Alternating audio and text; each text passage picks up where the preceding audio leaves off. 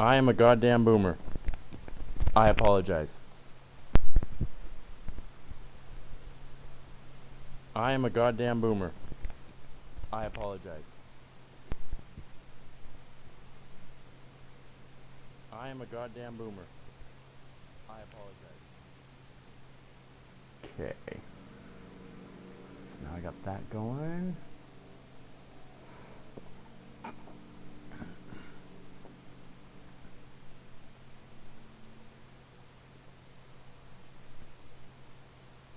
Share on Twitter. Tweet. Share via Reddit.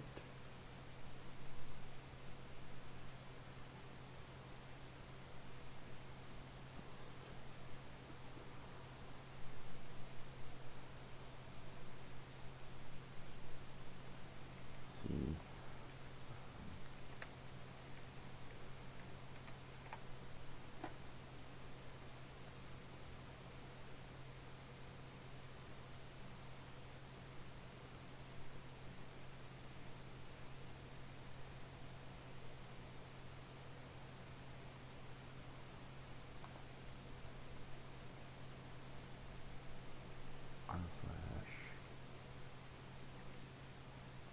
Twitch streams.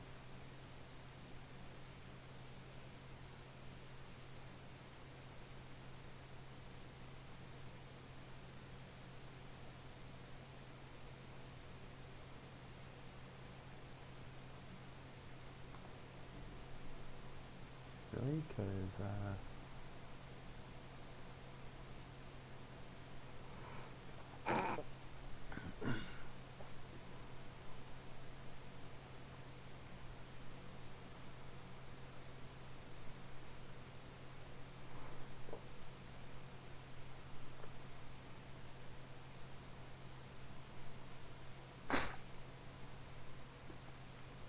cool. Let's leave that one. Facebook.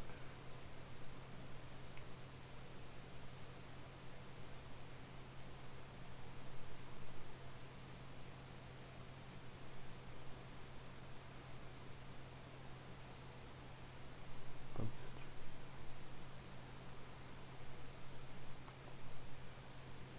Sweet.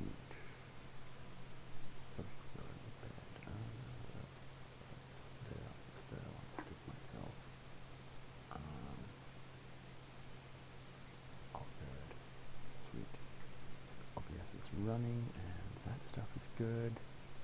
Perfect. So, I am a fan of Deus Ex. I'm gonna say I haven't been playing in a while because, well, okay, just going regular. Now, do keep in mind I've already edited my settings, and I've got commentary set up. Hi, welcome to the Deus Ex Human Revolution You're gonna hear Director's the Cut commentary. Here is Jean-François Dugas, the game director on the game, and I'm with... Okay, close that. And the only thing I don't like is that it's not... Okay, my head should be good. Sorry, I'm just worried. Mary DeMarle, I am the lead writer on the game. And I'm Jonathan Jacques Belatet, and I'm the art director. And I'm Steve Shipkowski, I'm the audio director. And we'll have probably some guests with us today. So, What do you mean? with the first cutscene, well, when we started this project, we were kind of like...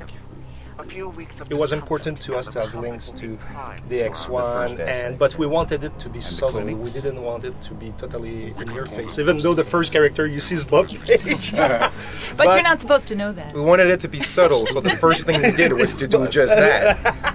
But what is strange, even with the die-hard fans, when they saw it for the first time, most of them didn't recognize him, even though we tracked back the real actor. Yeah, we went out of our way to find the real actor. We thought it was important to keep the continuity and to use them, and we thought the hardcore fans would really like it. And I think the plan was to keep the guy really in the shadows. Yeah. And I remember I was with Dominique Demers, the lighting guy. I was darker, put it darker, and it was all constantly a debate of how much of his face we should see or not. That was fun. proven more challenging than anticipated. Fortunately, thanks to David, I love the cutscene the way that they do it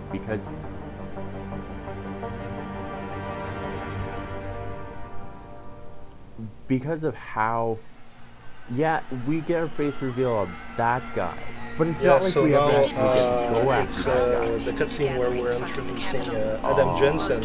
Actually, this TV news is probably the only TV news I'm that wondering has how some long it's animated going to be material until in Pike's it, which was real thing. the original Like plan with Eliza, those TV news, but as we we're all figured out pretty the much scope there. So of what we had to produce, and we had so much to do, and with all the other cutscenes and stuff, we quickly realized that we wouldn't be able to I wanted them all to be 3D. I know that when I was writing it, I wanted it to be AI like, first you wouldn't even know you were watching the news. You were actually seeing like the stuff going on at the Capitol building, and then slowly you realize, oh, it's news. But what we kind of envision doesn't always work. Yeah.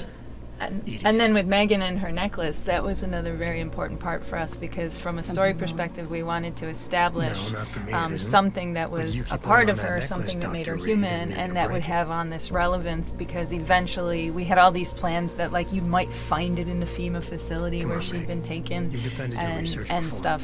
So it was a very important thing, but I think that we didn't necessarily communicate that. No, this is one of the few little times that me and you didn't talk or something about it, because usually things went pretty well in terms of what you wanted and what I wanted.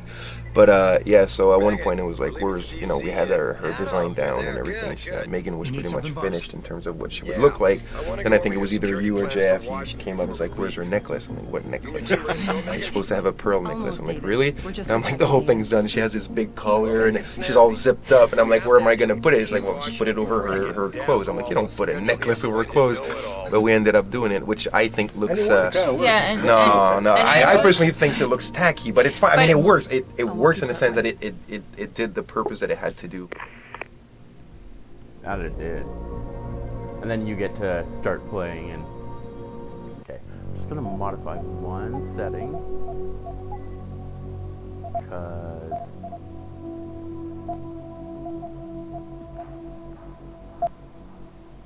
I'm gonna pull down the dialogue just a little bit because I noticed they were conflicting in that cutscene there. Now. David's waiting at him. We shouldn't keep him.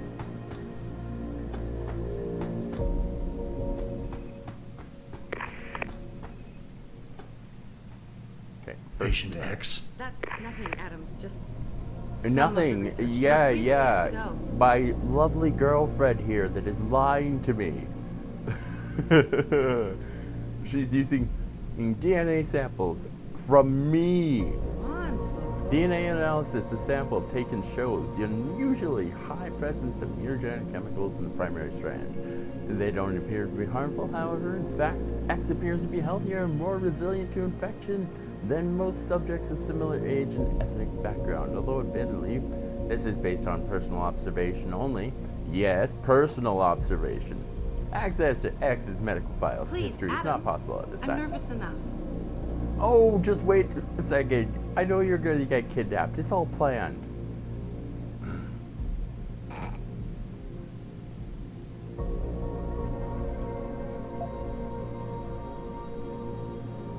Okay. No, where was that? There. So now we're in Megan's room. Yeah, this is Megan's office. Obviously, pretty much the first in-game part of the entire game. This was a pretty important room for us because since the clutter is really important in the game, we wanted to make sure that it was there straight from the get-go. So this is one of the really good rooms in the entire game where it's extremely cluttered. That pillar of the art direction was quite well executed. And the Cyber Renaissance is, you can already feel it. Yeah, you can really start feeling it and all that. It's not the biggest one. It's not, for Cyber Renaissance, it's not the biggest one, but definitely for the clutter, it's one of the good ones. Now, I have no idea why everybody's so messy in this game, though, and that nobody cleans or puts their stuff in order, but doesn't really matter anyway. When the end of the world is coming, you have other priorities. That's right? true. Yeah. Like living your life. Like living your life and leaving pieces of paper everywhere and stuff like that. They probably don't even know what paper is anymore anyway, because they're in their phones and stuff. That's why the paper is all over around. They're like, We don't know what this. We don't know what that is. And now if we look at Megan, like her idle stance is quite awesome. No, like, Yeah, she's a I've sexy always kitten. hated that. I've A always sexy hated kitten that who when wants to you. go. So internally, we've always referred to this section. Oh, sorry, Of the I game screwed up as that the part. walk and talk, and it actually wasn't the What did you mean original back then, opening Ray? for the game. About We how had you a found it? completely different idea for the opening to be more of a training mission where you're something I should know infiltrating your own company this as part of place a about security Sarah. test. But there was a lot I of remember that. a lot of discussions among the team, and a lot of people didn't think we could pull that one off, and ultimately we ended up kind of taking a new direction on it and working in this kind of and vein. it became the walk and You're talk, and all actually dead. was a nice way to have a good show don't tell moment, establishing the world and the characters. And right off the it, bat. exactly, and at first I was, because I really liked the original idea, so I wasn't really keen for the direction. But then as I started working on the script, I really did kind of start to like how it shows off the world. But I remember the first draft of the script. I think it was Joe who pointed out that we were putting a lot of techno babble in there, and it sounded like a s- much more Star. It Star sounded like Trek. it was. Yeah, it sounded like it was like a big spaceship that they were running. You know. So we had to kind of go through extra passes to fix that and to lengthen it. Here to the right, it's cool. Like we have one of our artists with he wanted to have an homage to the $6 million man, which His legs was really, running by really themselves. cool and It's showing nothing off to see that here, that people. background. That So- girl is such a Careful bitch. with those shoes. Well, we had to establish all their characters right off the bat as fast as we could. As fast And as it we was could. another nice addition about Those having are the new shoes. VersaLife logo. Hey, General. Yes, and the arm. I remember a lot of discussions about this arm because it plays a very important part Now- later in the game, and we really needed to show it. showcase it. And that's why he has one sleeve and on the other side Yeah, he doesn't yeah. have anything. And I remember also with the artist thinking about what the arm should look like because it Right. needed to be recognizable Absolutely. for when Tongue would have it, but at the same time we didn't want it to be like, I don't know, just like purple or something, you know what I mean? Absolutely. It needed a subtlety and at the same time something Yeah. that you would remember. That's true. And that scene, like with the Claymore explosion, Yeah, that's a it cool took part. it's really cool, but it took so long before it worked. Like the dolls were always staying in the air or not moving or just falling on the ground. It takes time. yeah. Pleasures And of physics. if I remember correctly, they're going to get into the elevator gotta now. clean those And windows. there was, I think, a lot of technical issues, first of all, with the elevator. But one of the things that we also wanted to do was we wanted to kind of focus. As they get into the elevator, you'll see suddenly we get the camera shot. And we kind of wanted to have this theme running through the game that this is Eliza who is controlling the cameras and watching Jensen all the way from the start. Spying And spying on you. So here, this was a good moment, and my one regret was it was such a great idea, and I think the cinematic director brought it up, Yeah. but then just unfortunately never carried it through with many of the rest of it. How far you go? Yeah, it was a very good idea that. we ended up not really carrying through. Well, you know, we got so When much you've got to a do. project this big, And yeah. now it's they hard talk to about do the it. dog, right? The famous Oh, that's dog, right. The dog. The dog was Adam's dog. Yes, that was something when we were working on one of our earliest demos of the game, and we had to fill the world. One of the scriptwriters said we should have this email about Adam's dog, and it should be dead. And I was, at first my reaction to that was, oh, that's terrible. But as long as it's not a cat, it's okay.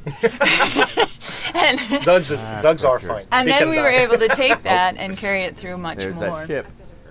Now we get one of our favorite characters. Yeah, Pritchard. Yes. And Right, this here, Pritchard. like, what is really cool is that, just like a real guy, he just looked very not too subtly Fix that You know bottom you line. did. Megan's ass. Correct. And like Quick with- glance at her butt. Exactly, and I think fact it that adds he- yeah. authenticity to. Yeah, Well, the fact it that he also did it in front of her ex-boyfriend. It and definitely everything. tells you a lot about the character right off the top. Like he hasn't even spoken a word yet, and just that action speaks volumes as to his relationship Sarah, fast with to see Adam. you too. Yeah. It's Andreas. Yes.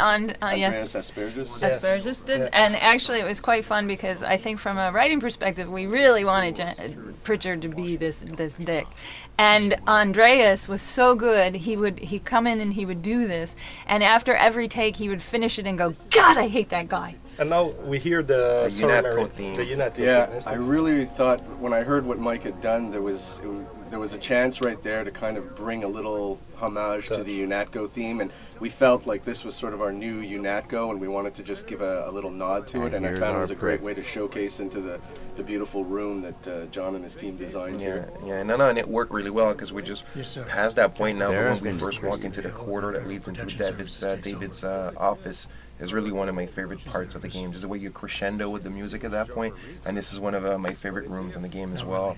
And just everything just culminates together, and it's just it's very emotional. I have to pause it for 1 second because I just remembered.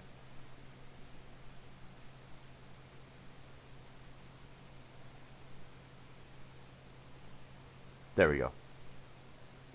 Then that's loaded, and I keep thinking, what if the chat talks to you? Oh shit, right.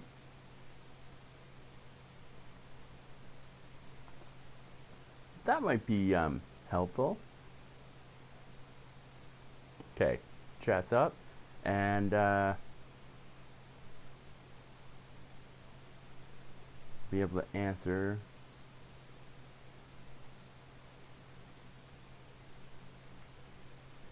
Okay, perfect. So you can feel free to chat with me if you catch this live. Back to the game. It's so emotional. It's really strong. Yeah. I think for the story, but also for what we try to put together as a team, it's all there, and I think it's very emotional for us as well, just as a in relation to the project, you know. Yeah, absolutely. Environmental malfunction. Laboratory subsection 6. All lab chiefs, please report in. We better not take any chances. Not tonight. Use my elevator to get down there. You know the code? Yeah, 0451. Let me know what you find. I think to get someone to shut off the damn racket. Reverb. So I'm going to try. There. Turn down my bass by about 4 bars.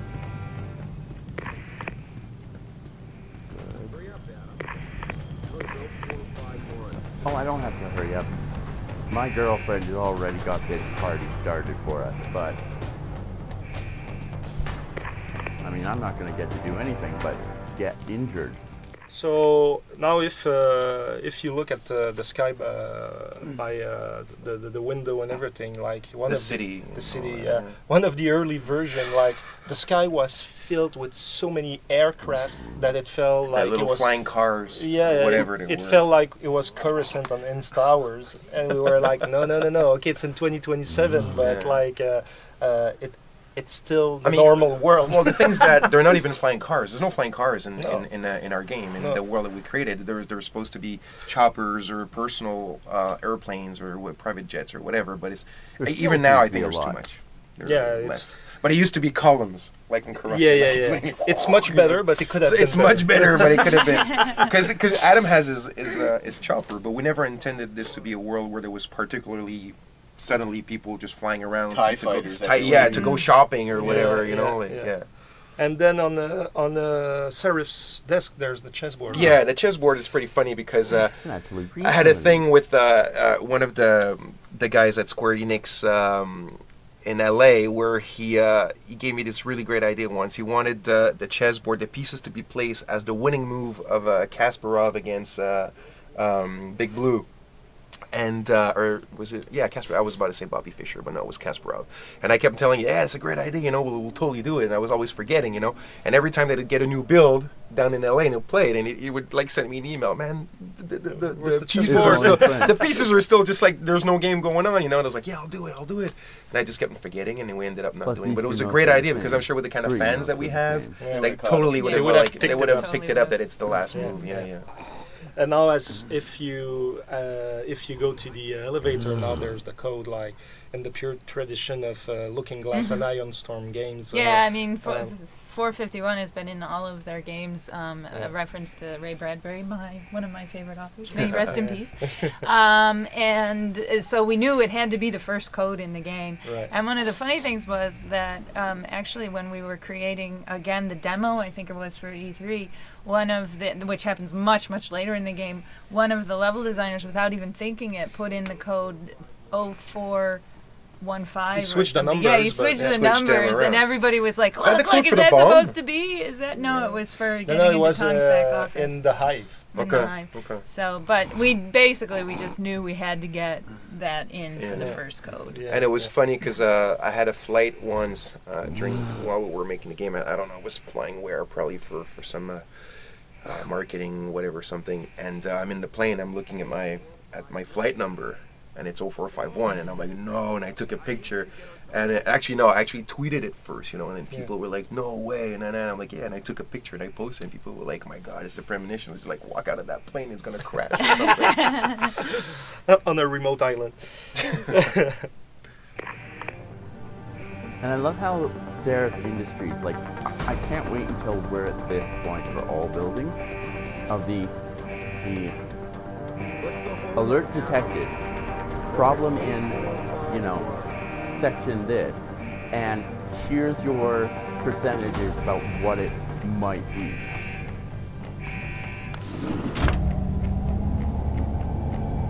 Pritchard, where's Megan? She report in yet? Her GPL implant shows her moving through the microchem labs. I think she's running. Damn. Must have been a serious equipment failure. Can you get eyes on her? I'm trying, but the intellicams aren't responding. There's interference coming from somewhere. Find out what's happening, Jensen. Hurry! Pritchard? Pritchard! Okay, and tab hold. Stay.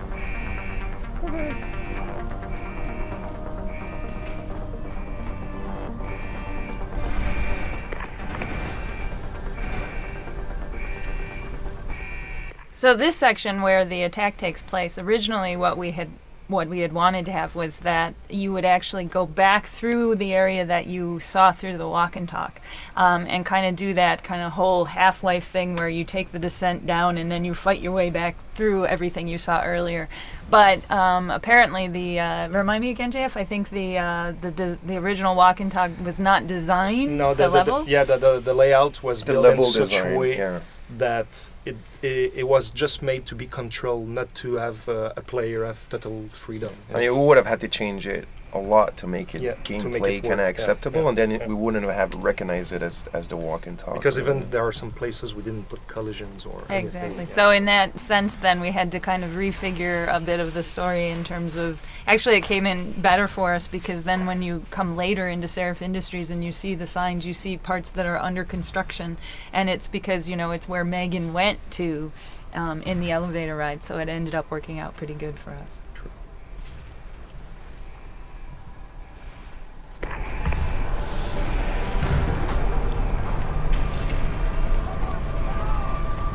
Somebody help me!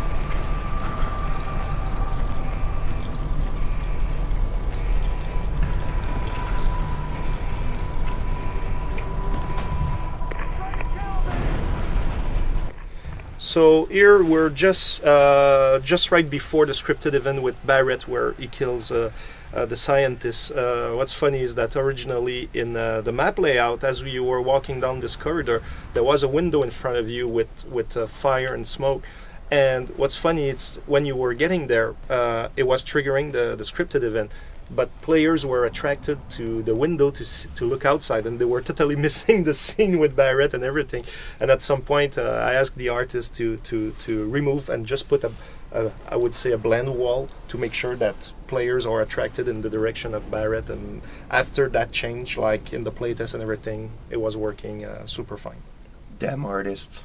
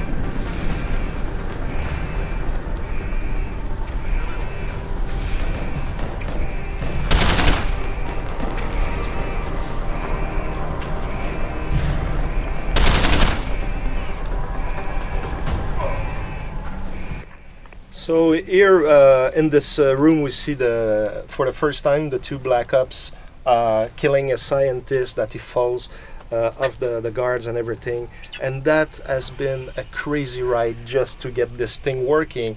We were on the verge of cutting it because it was really hard to have those scripted events working with the environment and with the physics and everything.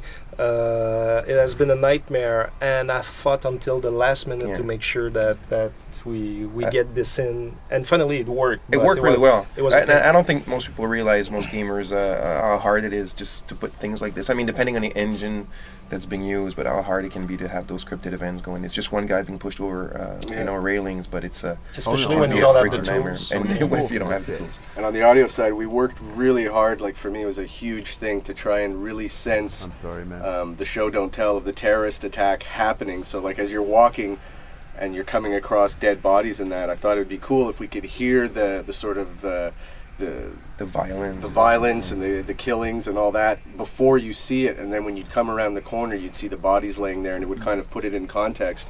It didn't come out as hot and sexy as I hoped and wanted, but it came out really cool, and again there was certain limitations we had to deal with that was behind it, but the team came together and pulled out something that was really close to what we wanted. Is that part of the plant or?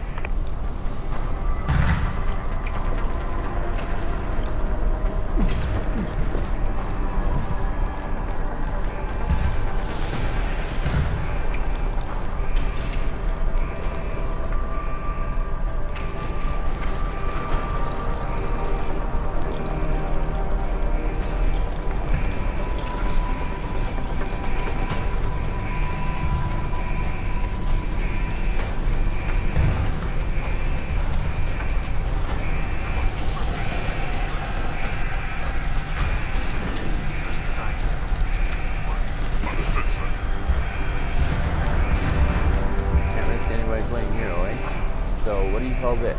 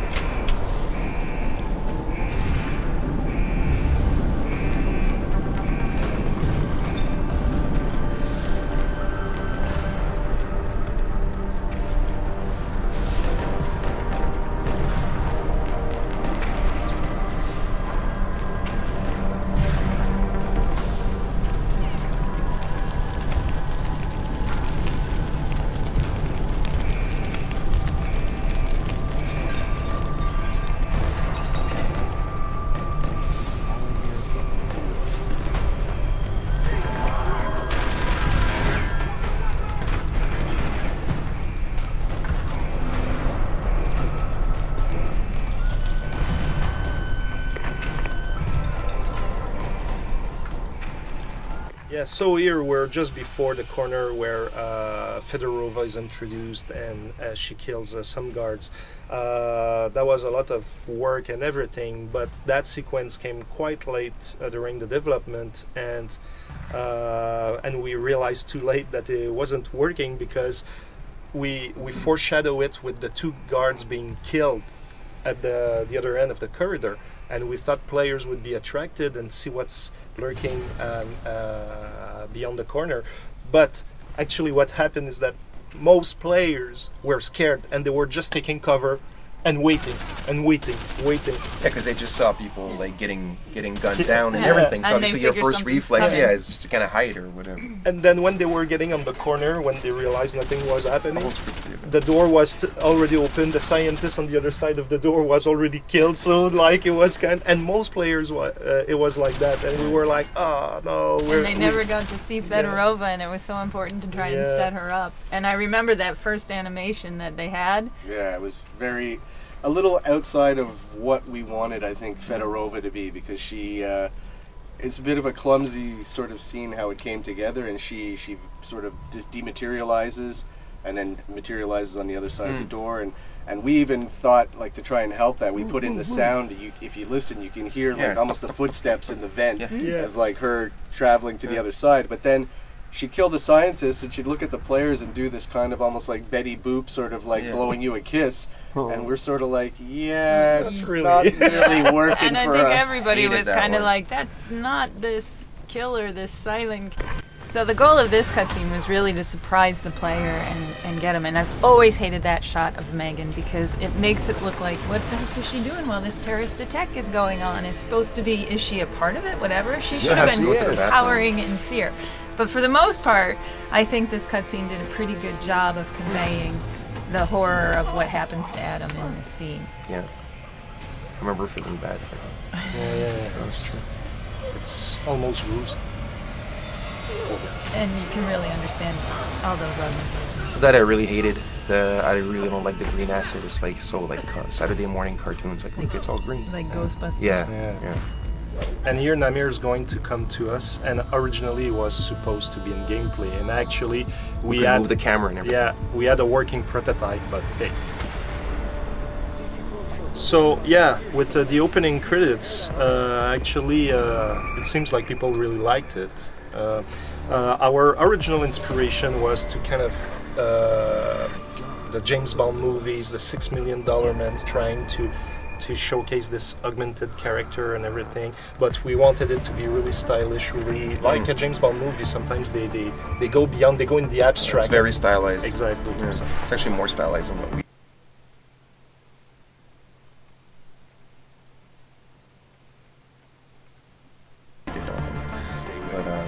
No, it works really, really well. And I think Steve A, the sound, the track that's on it is just completely insane. By the way, that's a pig. Sorry, cut you. When we see the thing cutting the flesh, it's actually a real piece of pig that was bought.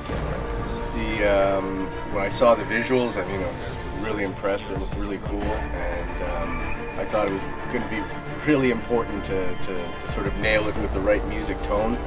I think they hit it. Something that wouldn't have worked as well might have undersold the power of the scene, but it was really powerful. When I put the music to it with the visuals, I was just kind of like, yeah, this couldn't work any better. Mike McCann, the composer, just really hit this one out of the park, and the reaction we got when people saw it and heard it, they loved it right away. Even I think Goldtooth, the people who produced the who actually put it together. They came back right away saying the music track is just, selling this whole thing. It's bringing it all together. It really was. And I remember the dialogue in this is so funny because the dialogue is so short and so simple, but you needed it to convey basically some of the hinting of what's going on with Sarah forcing the augmentations, but also we wanted it to sound like a real surgery and the kind of thing. So I remember giving it to one of the writers on staff and saying, could you kind of write these opening lines and stuff, and he was going on and researching all about operations and CCT scans and all these things,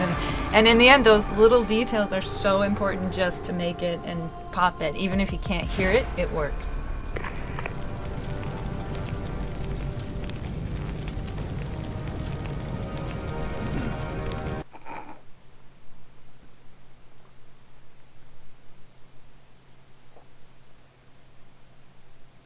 So Jensen's coming back from the dead, and now is going to come.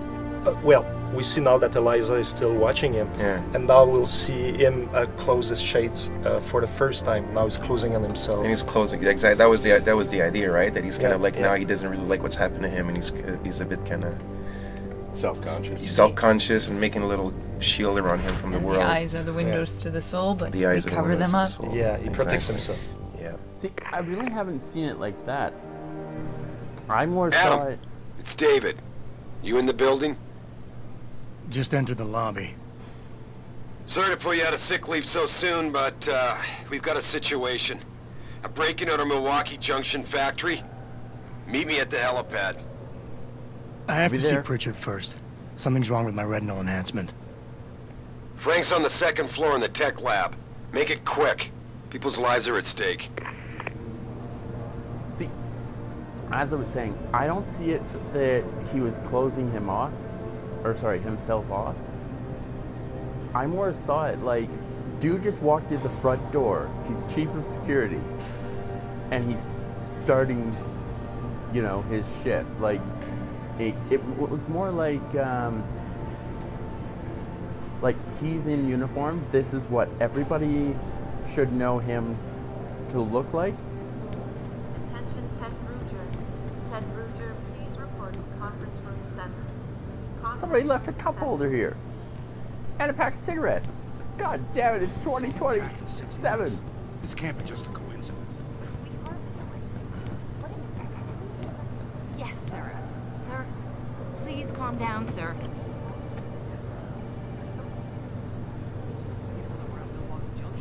My God. Mr. Jensen, I didn't think you'd... See, like, even how the staff refer to him, it's I guess you hear Mr. about the Jensen. break-in. Like, Did he's you chief of security. need directions or something? It hasn't been that long, Cindy. I may not look the same, but my memory's pretty intact.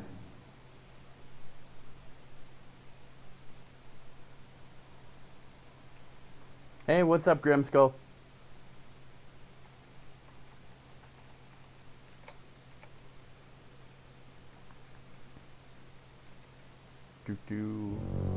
Okay. Oh, I didn't mean... I mean, of course, your memory's fine, sir. It's just that well, things have been switched around a lot ever since the... Well, Hopefully everything's coming through all clear. Yes, sir. The lab floors were pretty much demolished. We're rebuilding them, but most of our researchers are working off-site now. Everyone... It's been fun.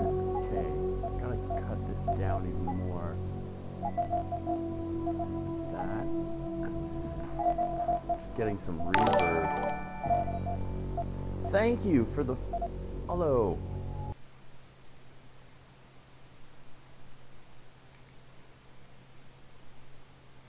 Okay, and gotta modify this quickly. It's good finally having somebody chatting in my stream. Now I can... Ramskull. No problem, man. Okay.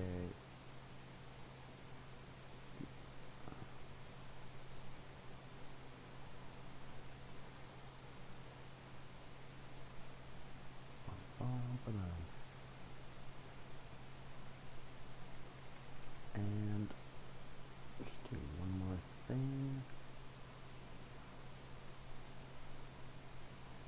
Let's turn that down like that. There, that should be perfect. Okay. Mouse has been shuffled around, so if you need help finding someone... I think I'll I'm find okay. my way. I still remember where everyone is. Ramskull. What difficulty you on, bud? I'm just on basis difficulty. I was thinking about knocking it up. Yeah, actually no. I will throw it up to Deus Ex just because I'm not playing New Game Plus. I do have a save there, but I figured just running a clean playthrough would be the best idea for anybody here.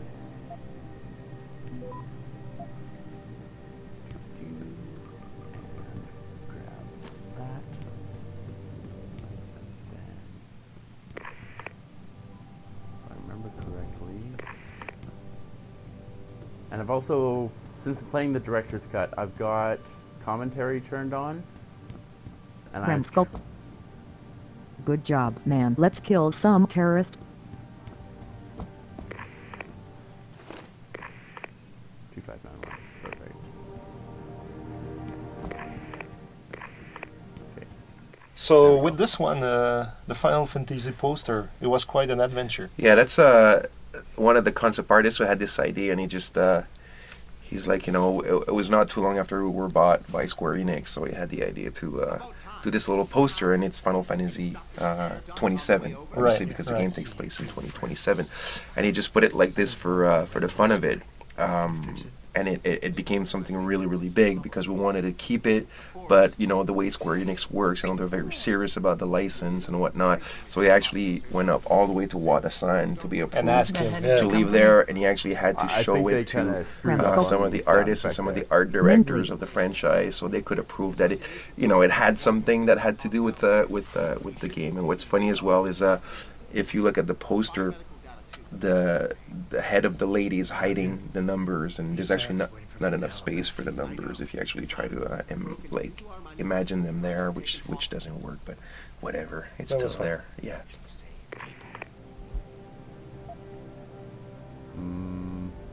If you got a problem with me, Pritchard, why don't you just say it and get it over with? Why no, Jensen? I don't have a problem with you.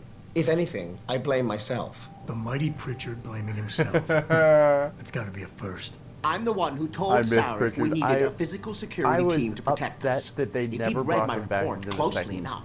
game. Wait a second. Mankind Divided was your idea to hire me? Not you, Jensen. Well, I wanted Dynacore, Pritchard's, Sharbet, or Bell Tower. All the top private security contractors were on my list, but Sarah wanted somebody in-house. And so did Humongous douchebaggery.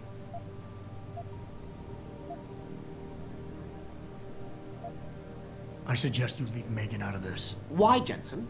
It's no secret how close the two of you were. And let's face it, you'd just been fired from SWAT for that massacre in Mexican town. Yeah, like anybody else. Hire you. You really I just have to thought stop getting Mankind news from those Divided. Picus blogs, Francis. They only... Wait. Okay, so Mankind Divided is a good game. Confuse you. The only problem with it Sarah is... had listened to me, we wouldn't be having this conversation. At least... But Megan, God love her, I haven't always played did it have Sarah's ear. since for about 3 years, but even then we were still experiencing issues with NVIDIA's graphics settings. So Mankind Divided had the biggest problem being that as soon as you went into your underground Interpol security checkpoint area, your hub, there was an elevator glitch where you couldn't leave. If you tried, then the game would crash. So keep in mind on that one before you actually go in your Interpol office. Before you get on the elevator, make a separate quick save just in case. The other thing is the fact that since there were so many different graphic engines running at the same time, that game can be a little bit taxing on your system. When the game came out, I remember Total Biscuit, John Bain was complaining because he had a Titan X and it was being dragged down to something like 20 frames. I played the game through the first time on a really old card, a GTX 555 OEM, and that thing was, I beat the game at 12 FPS, I'm not ashamed to say it.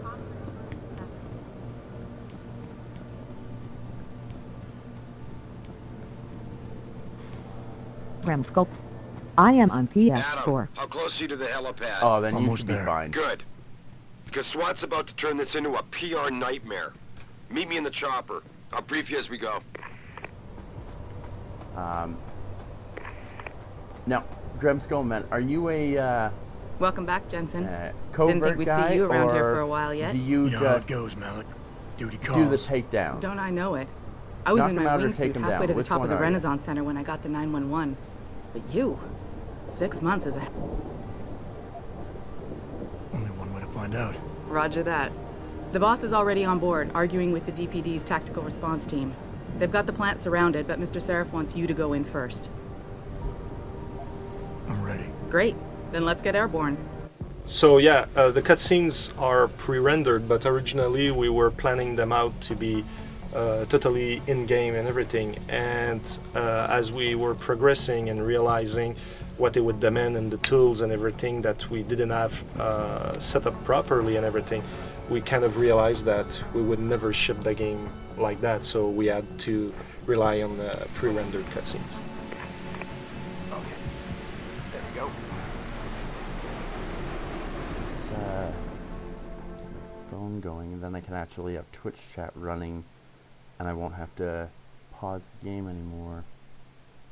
And there's a funny little thing here at the, if you notice when Jensen comes into the the VTOL in the cutscene, he's wearing his I jacket. am the steel guy I killed who I have to knock out some, so 50 over 50. He's not wearing the jacket. It's kind of a big problem where between cinematics and in when you're playing Mankind Divided, something fell through the cracks. Your apartment complex for audio to try and help that out at the end of the one of the cutscene, more you actually interesting kind of locations hear that you can do a everything. cloth rustle, and it's supposed to be Jensen The thing taking I his would coat off and suggest, throwing his coat honestly, on the, is to try and help sort instead of going bridge into the gap that the was too drug late. We dealer's couldn't fix apartment the head on, cutscene.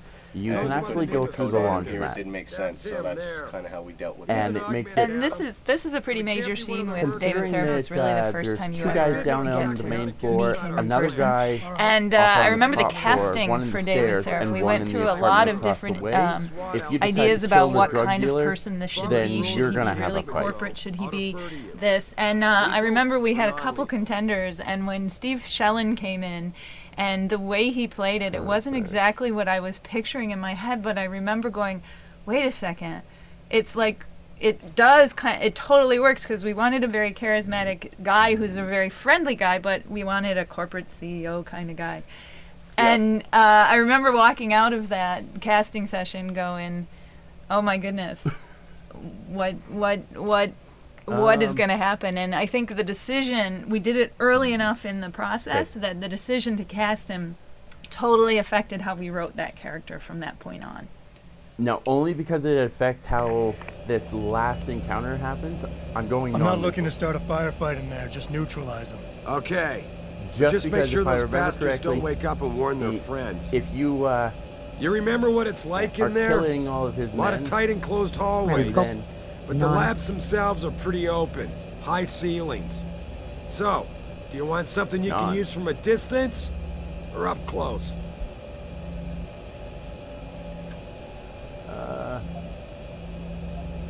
I've always Give me liked the something with tranquil rifle. distance. Just, the Typhoon should be... Terrific. Keep your... Gentlemen, prepare for landing.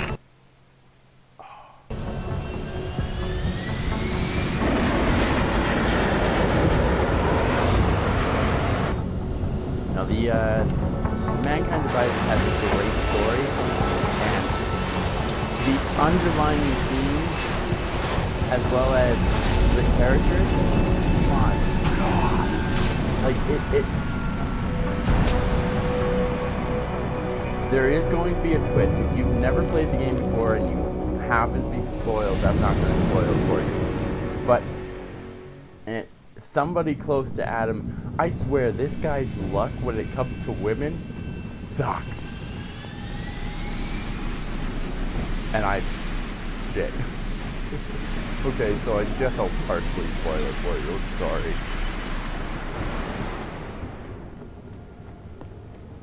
Look at this. They're sending in a can opener to do a Can man's job. opener? Those Purity First assholes are just gonna love this. You ready to go in? Good. Seen a few of them coming out for a smoke every now and again, so be careful.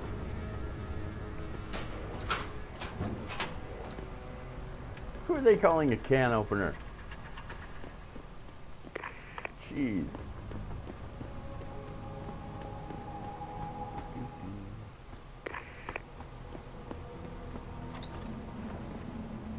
Let's do that.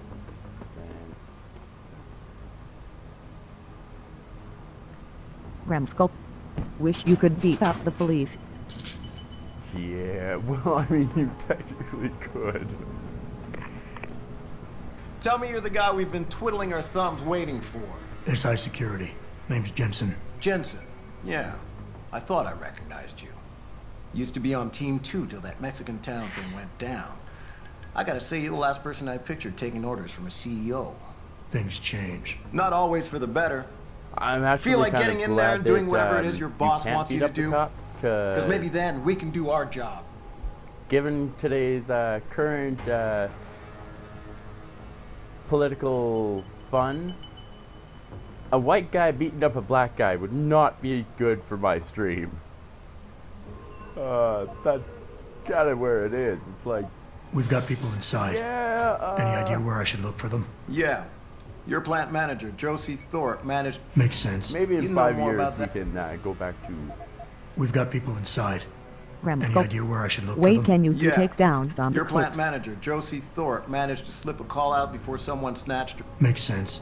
The workers were set. You know more about that. You can do takedowns in Intel Mankind on these Divided. purists. In How much you got? Human Revolution, it's only while you're How many am I in the looking at police down there? station Hard to and say. you're running That shouldn't be- around. Well, If you get caught, well, I think I've heard you enough. either had the option You sure? to take down We or wanna make your not. boss So you unhappy. can go fully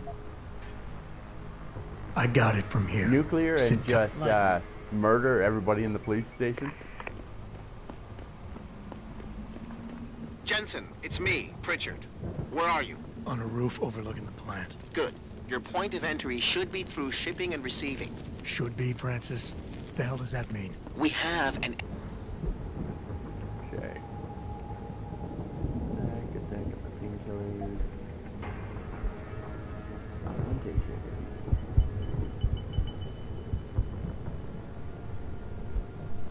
Sorry, big word.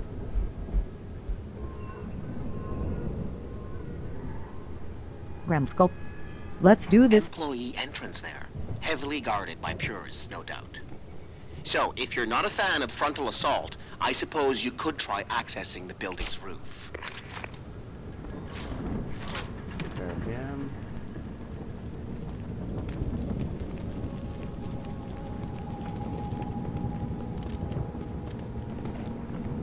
Now, something I did learn during my first couple of playthroughs, and I find it hilarious, is that if you didn't know, you can actually spend too much time in a mission.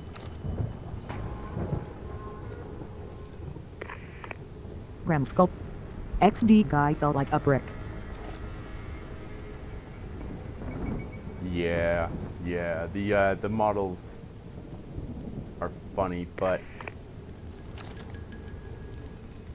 Yeah, this map actually, it symbolizes the revival of Detroit in some way.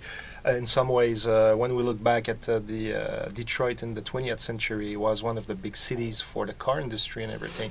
And in this manufacturing plant, actually, it's an old car factory that has been repurposed for Serif Industries' needs and stuff. And for us, it was kind of using this kind of metaphor to say that reusing the old power of America of the 20th century and put it in the 21st century, but into the new field of technology that makes the city strong again. And as we were brainstorming for the different cities in the game, like Detroit, and we were wondering, like, why Detroit and why we would go I was there. one of And those. I was exactly, like, why the hell would we go to Detroit? But then it ended up making a lot of sense.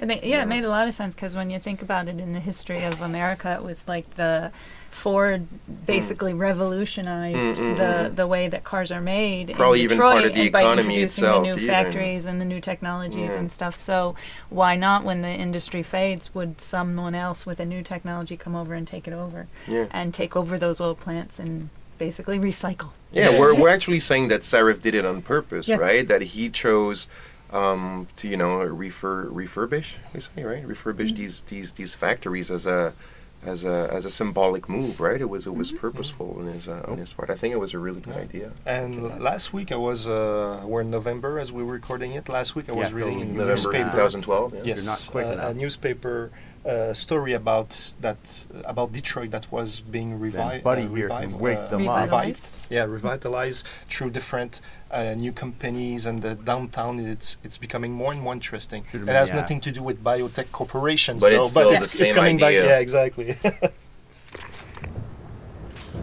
Cool. Now, you didn't wake up your buddy, did you? No, good. Perfect. And here. I really should go collect the ammo from them, but okay. Ramskull. The police officer in Mankind Divided called me the word it didn't end well. Yeah. See, I waited until I tried to play nice with the cops, and well, that was fine. until the point in time where everything just went nuts. Richard, I'm in. Nicely done, Jensen. And, well, then... Vent on the roof. It'll be in my report say next time we that, discuss security loopholes. Oh, goody. my arm got a little tired. The Typhoon is in the factoring labs. There's an elevator just past the assembly labs that will take you to it. Got it. Oh, I remember this level. Should try and stay stealthily. You can have a lot of fun here, because there's cue points in which things don't happen until you get to Ramskull. Cool Monday.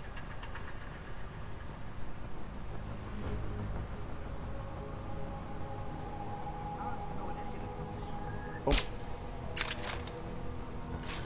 Now you're down. Oh, he notices. Gonna head over.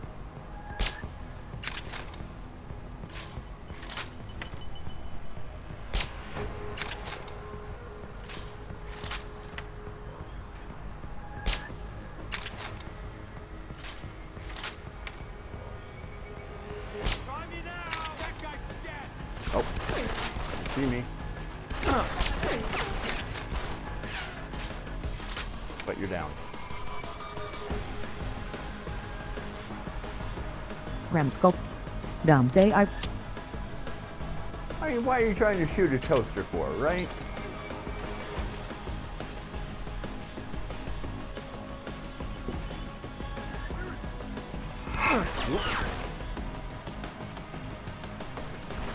Forgot about you.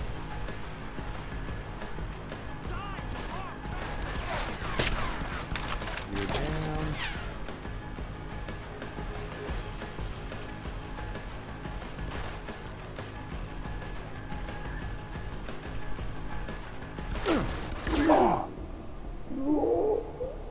I didn't even see him.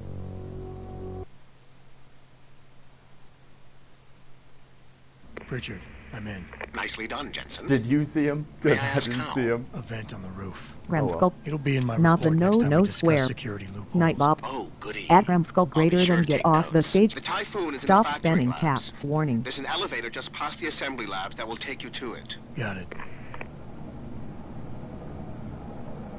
Oh, Grimskull, what were you trying to say?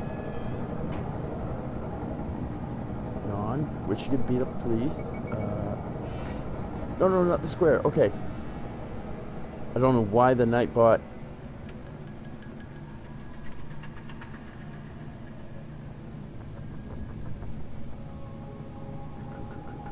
Ramskull. Ban me Nightbot, I dare you. Oh, don't do that, man.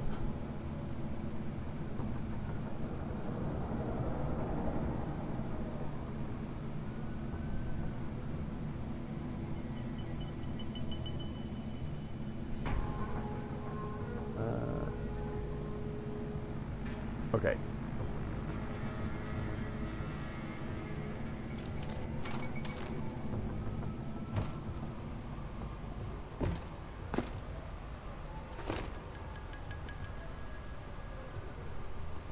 See here.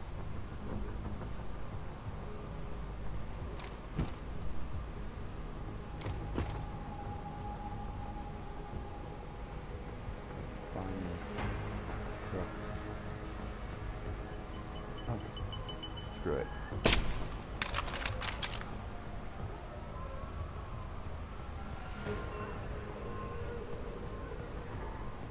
Someone's gonna pay! Oh yeah, somebody's gonna pay all right. You guys. You pricks came in my facility.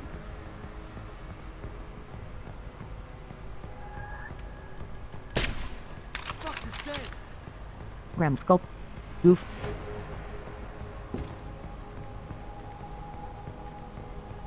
I'm about to put some heresy down.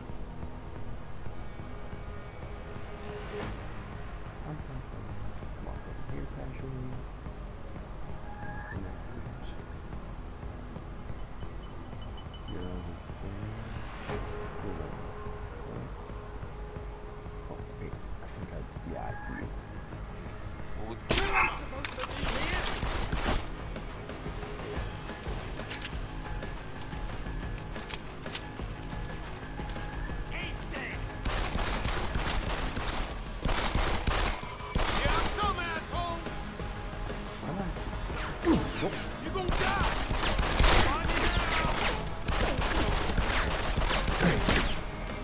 Ramscope. Yes, brother for the Empire.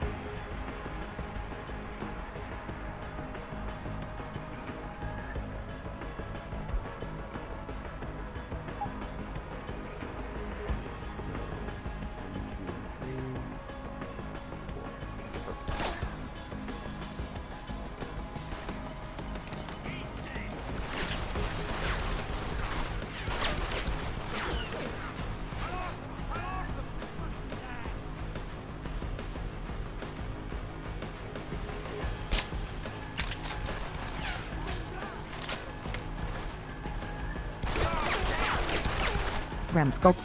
I must go make dinner. BRB. Okay, Rimskull man. Hopefully I'll be seeing you again.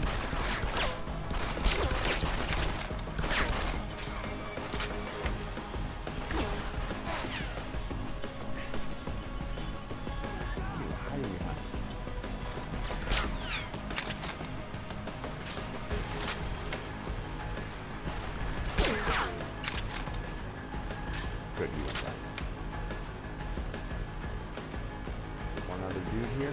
No? Perfect. Drop. Ah!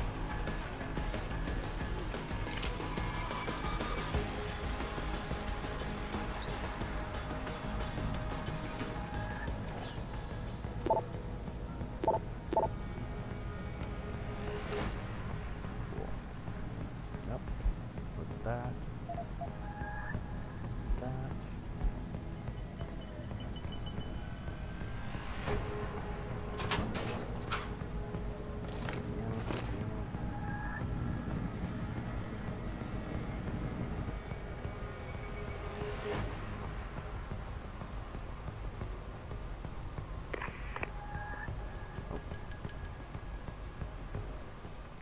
So now we're entering into the hangar shipping zone of the manufacturing plant, and now we can have a look at the Purity First terrorists. Actually, when they were born, when they were designed, they were looking more like medieval knights, and then we kind of felt that it was not totally in line with what a group of terrorists would be, like, especially against augmentations, against everything.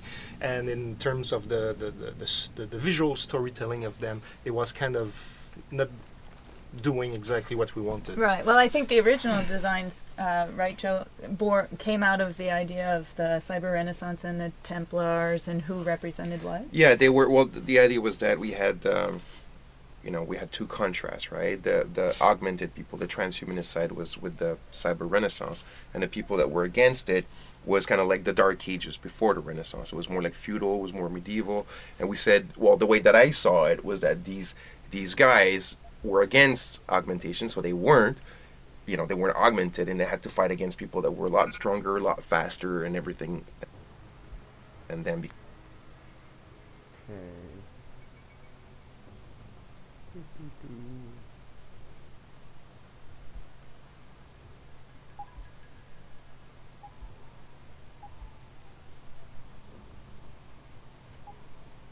because they were augmented. So my idea was that to make them super armored, crazy ass big weapons, because they needed to, with military hardware technology, compensate for that. And my early designs were like these, like, really basically walking tanks. And then Jeff comes up to me one day and he's like, well, these are like grassroots terrorists and whatnot, and he's like, this would make no sense. And this is one of the few times where me and Jeff kind of like headbutted, because I really like that, because we usually always on the same page. I was like, nah man, these designs are way too fucking awesome, you know. But then it actually made sense, the grassroots and everything, so we made them look like cheap bastards basically. And that's how they are born. Yeah, exactly.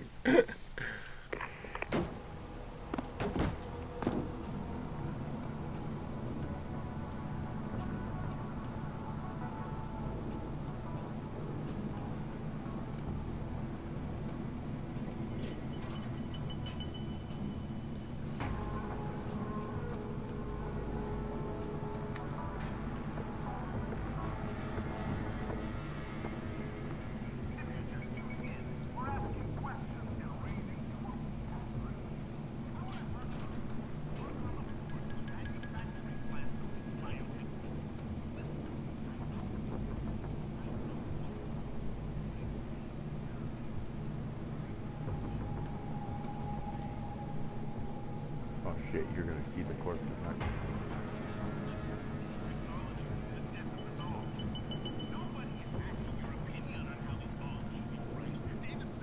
Where'd you go?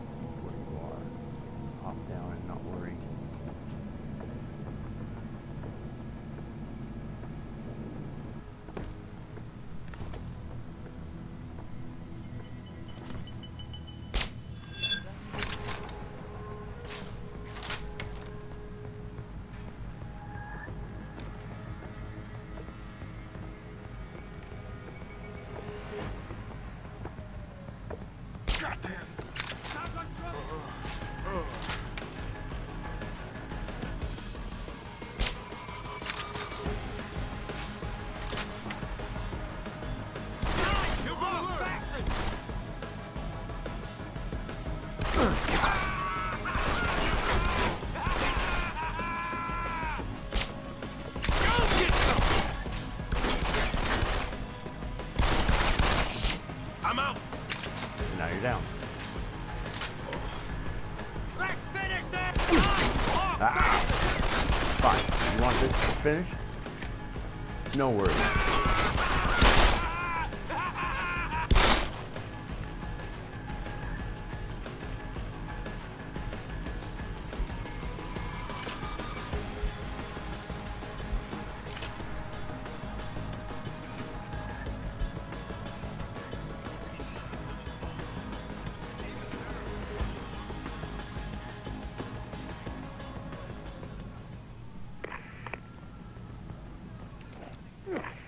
Oh.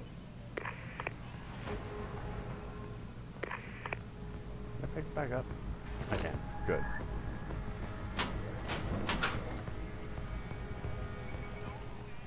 Close the door. Hit F. No!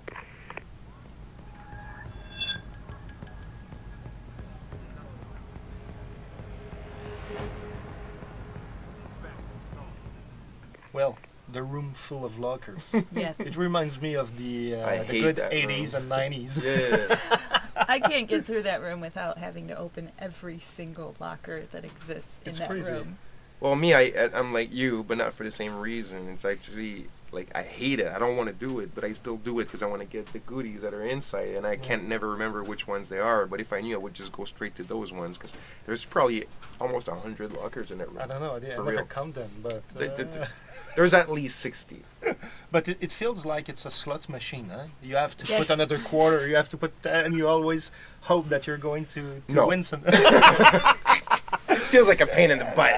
But me, every time I go in this room, I'm like, fuck, I have to open them all. Yeah. Yes. But it was on purpose. It was kind of a joke, and it was kind of an homage to like all of those old school games where we didn't really care, or we didn't really think if we were putting the players through something that was too cumbersome or too overwhelming. Right. So there's just one room like that in the game. I guess it's all good. I think it's the level designer. I don't remember exactly, but I think one day he just made that room, and when I saw this, I started to laugh, and it was so ridiculous. Yeah. And for me, it was like, yes, we have to do it. There's just so many. I mean, even in real life, like either I don't know, at a gym or you go to the pool or whatever. I don't think I've ever seen that many lockers in a changing room or whatever. It's just insane. That's the room that you could have come out on.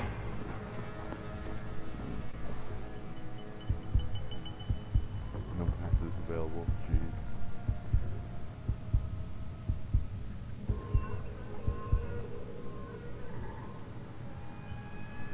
Whiskey!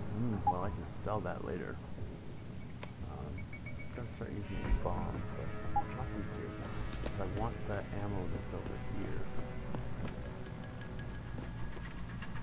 Take that out, right? Yeah, perfect.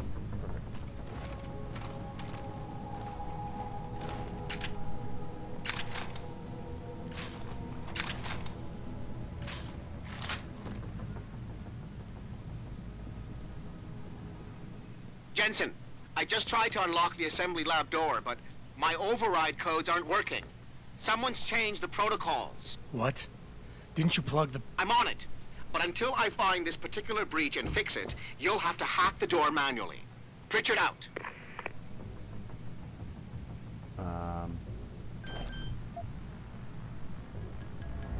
Hope I remember how to do this.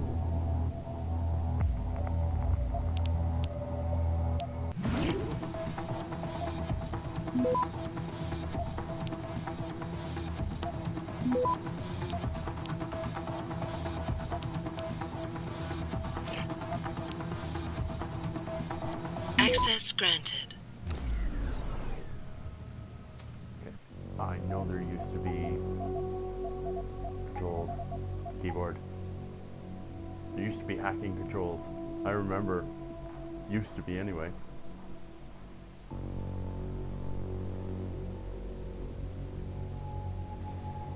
Oh, I don't think there is. Damn.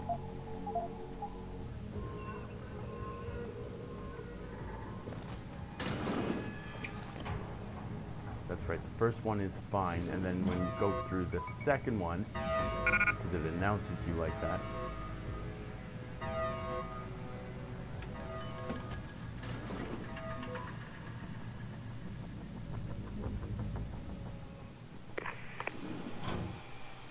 So this is a very interesting room. This is a room that that's very dear to me.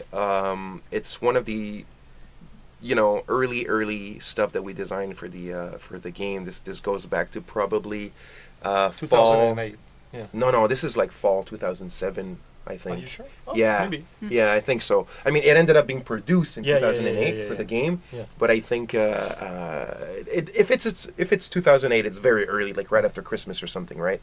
And so we weren't really sure what we're going with the game at that point, or the locations, and all that kind of stuff. But we knew we had to do the tech demo, right? And this is what we did.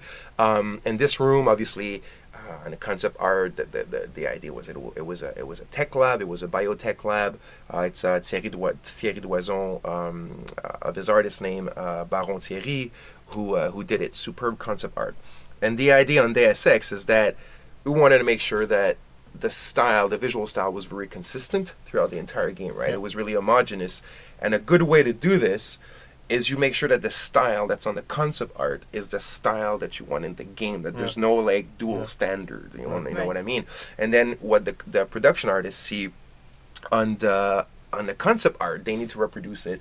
I wouldn't say as is, but they need to make sure that the style is the same. It needs to stay faithful. It needs to stay very faithful, you know. And what was interesting is that when that room was first designed, sometimes we'd see, you know, an artist working at his desk, and we'd see what we thought or what we think was a wallpaper of the concept art, you know, on his computer, and then suddenly that wallpaper will start moving. It was actually the 3D. It was actually the 3D room. We're like, holy shit, this looks 100% like the concept art. Almost it was one of my first time in all of my in my entire career where I really saw this almost 1:1 ratio between concept art. It was impressive. It was very impressive. And actually, it's the first part, the first press tour ever we did with journalists. That's the tech demo we showed. That's the first thing we ever shown to the journalists, and they asked us, "What the hell is this engine?" Like, because there was so much of a flavor. There was a flavor, we definitely didn't have the best of engines to do this game. I mean, it's a well-known fact, but because of that style that we put in it, a lot of people were really made it very attractive and special. Anyway, and we ended up. This is one of the few very, very early things that we kept and that we recycled, if you want, in the final game. And this is the room that we have here.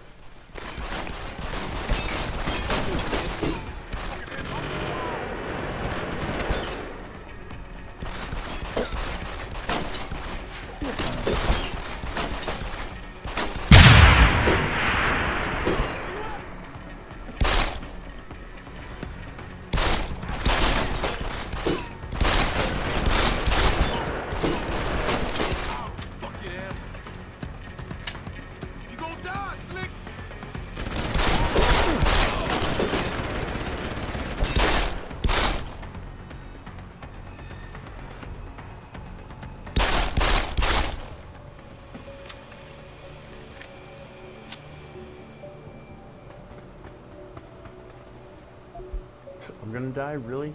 Punk? Jeez, dumbass. Never coming to Seraph headquarters, man. We will fuck you up. Right. Machine pistol.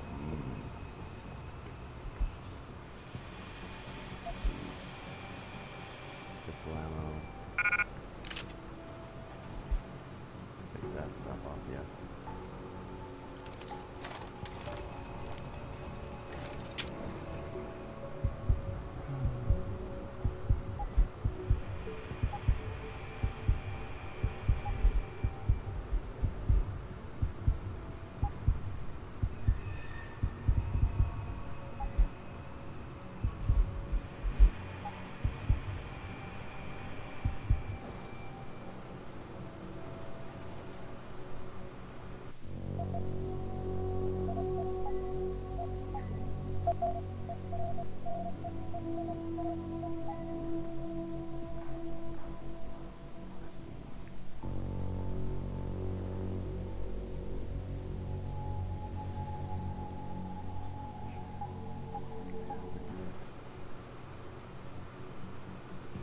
No, not yet.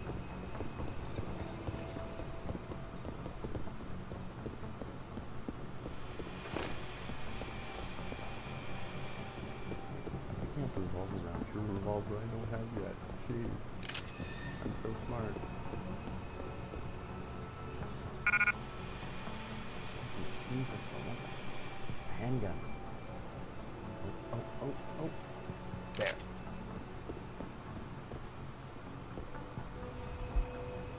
You got stuff on me. Cool.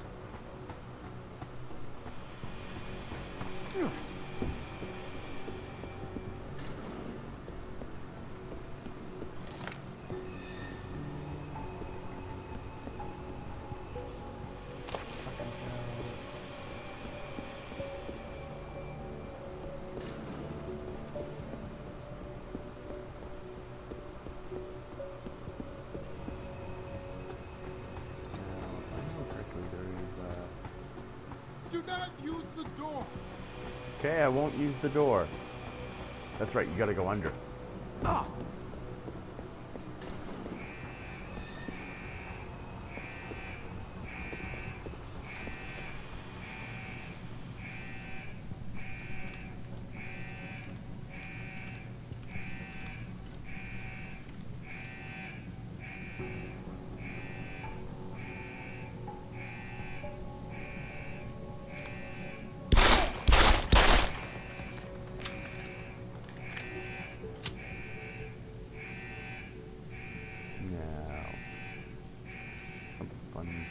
I wish I had heavy lifting.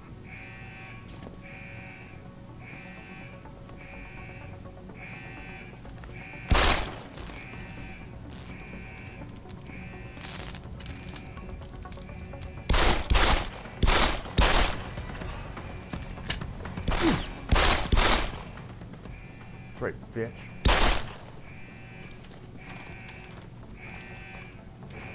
Give me my shotgun out.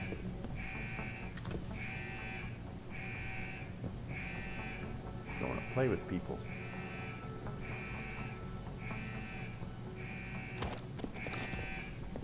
I love that. I hit move in a corner and it just throws the body.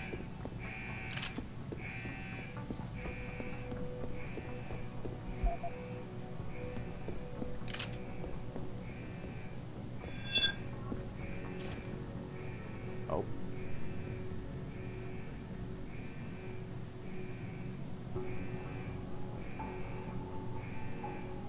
I made that thing alarmed.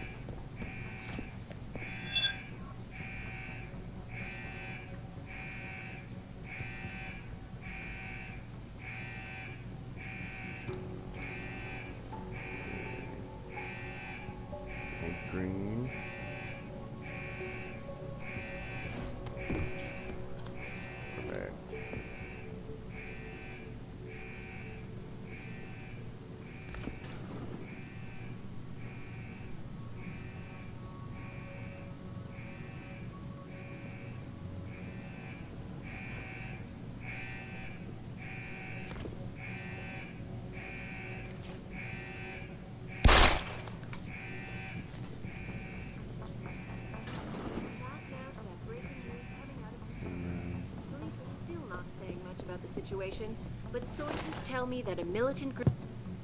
Shut up. Because I don't need her talking right now. I'm trying to work.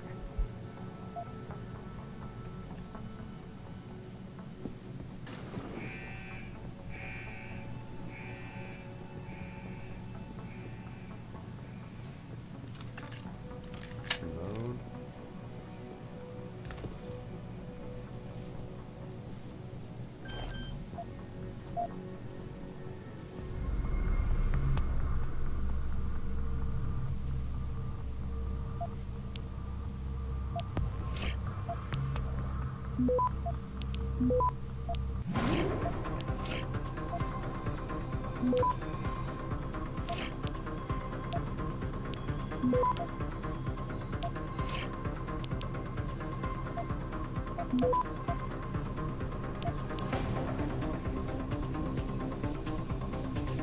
Access granted.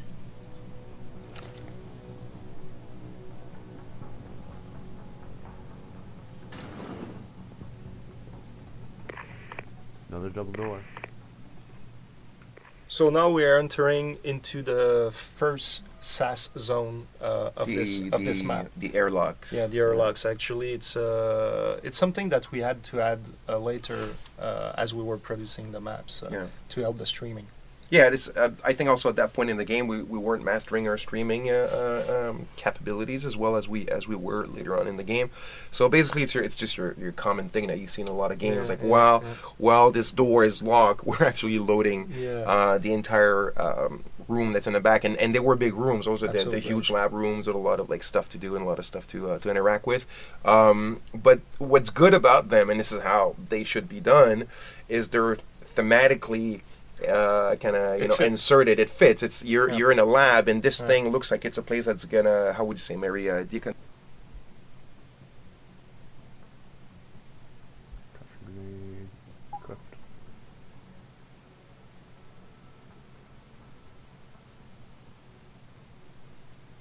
Stun gun darts. Yeah. Okay, so let's drop the machine pistol and drop the revolver stuff.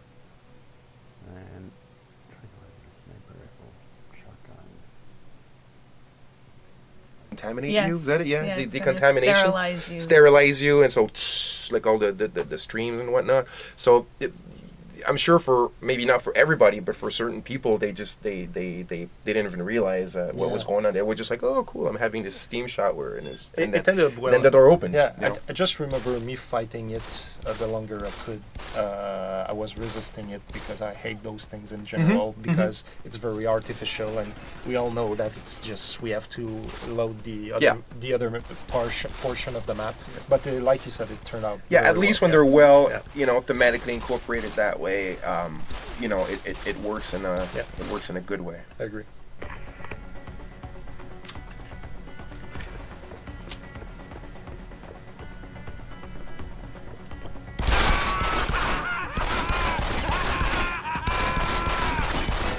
Son of a bitch, I'm out!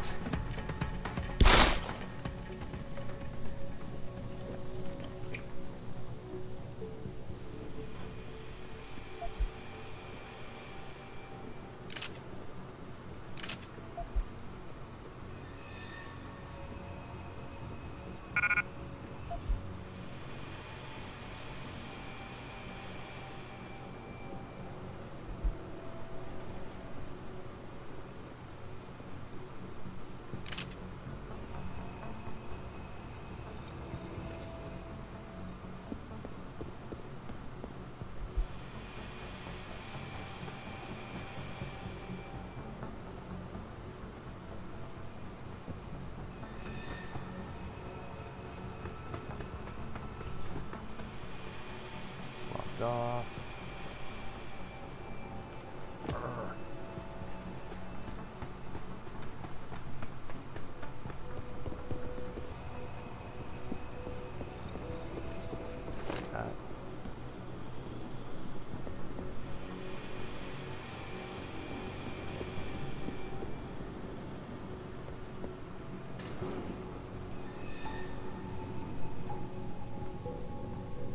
Did I see something in there?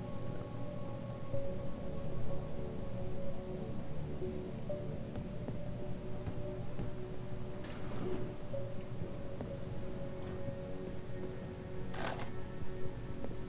grenade.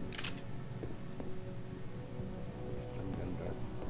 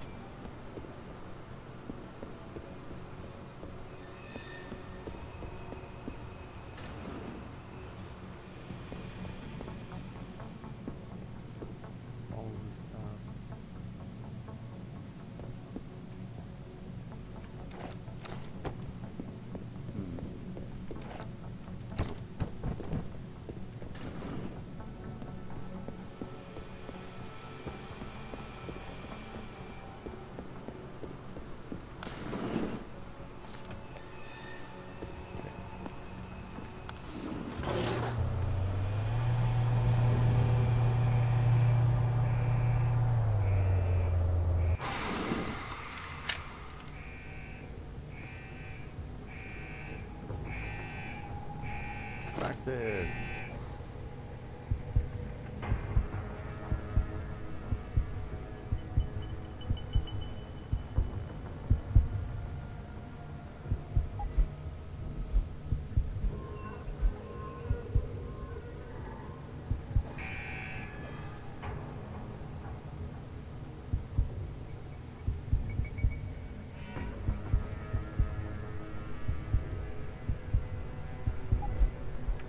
Since this is really the... I gotta wait.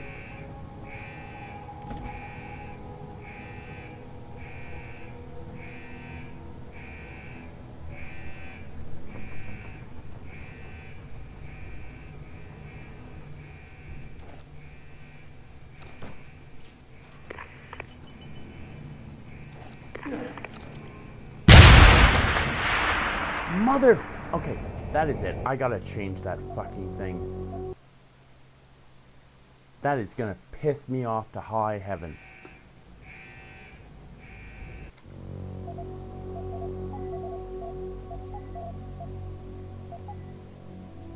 That stupid command needs to be... You know what? There. Done. Now I will never have that problem when activating the commentary again.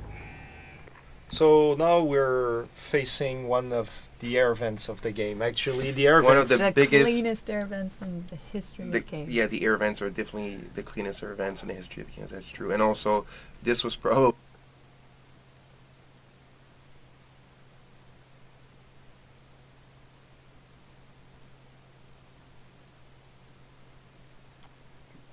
Wait, why isn't that... Oh, damn it! Okay. This is my night. It's nighttime now. I have to turn on my light. Anyways, back to the game. Probably one of the biggest challenges with the lockers of the entire game of Deus Ex Human Revolution. Like, you would think it would be like AI or hacking or how to make like a story as complex as the one that Mary pulled off or whatever, but no, the air vents. It was the air vents doors, and they had to be perfect because they're all over the place. All over the place. The thing is that when you design something like that, and there's a door that needs to open, and you want to make sure that, and especially the air vents, because we would hide them so much, like put crates in front of them or put all sorts of crap in front of them. The way that they... Okay, let's go back over to hacking.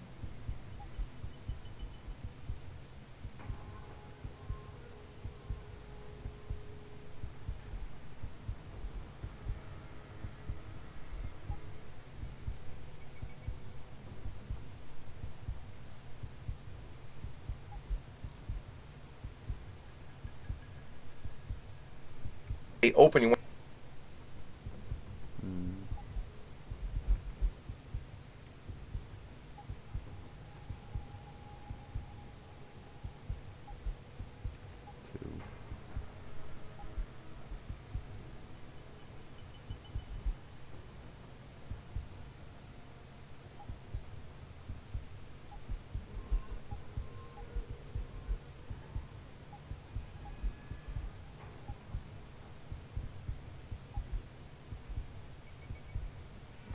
Want to make sure that it's not going to obstruct these things or obstruct AI or whatever, but at the same time wanting it to open in a fairly credible way, you know. So we had them that would kind of slide in a spaceship way, like on the side, like you know, like which was like whatever. And eventually, what happened is our lead, Philippe Desrosiers, our lead modeler, which is also has studied engineering and drafting, design, all sorts of things like that. So he's really competent with mechanisms and figuring out how things work. And it might seem very simple when you look at it in the game, and it's like, yeah, this is what should have been done from the beginning. But it's not always that easy and that obvious. But he ended up thinking about just these hinges that are just kind of pushing the hatch forward and then bringing it upward, and it was that simple. And that's the final solution. But when you look at how it was made in games before that, like it just opens in a very kind of like a door, but a trap door. Yeah. But the thing is that we could have done that, but we had physical objects. You have the characters, and you always have to think, AI. Exactly. You always have to think about if the player's going to get stuck, if it's going to damage the experience and whatnot. And sometimes trivial things become really important things that we need. And I remember when he made that thing, like how happy I was just for a freaking hatch. We were all happy. We were just like, oh my god, this is insane. It's like we almost like went out for a beer or something,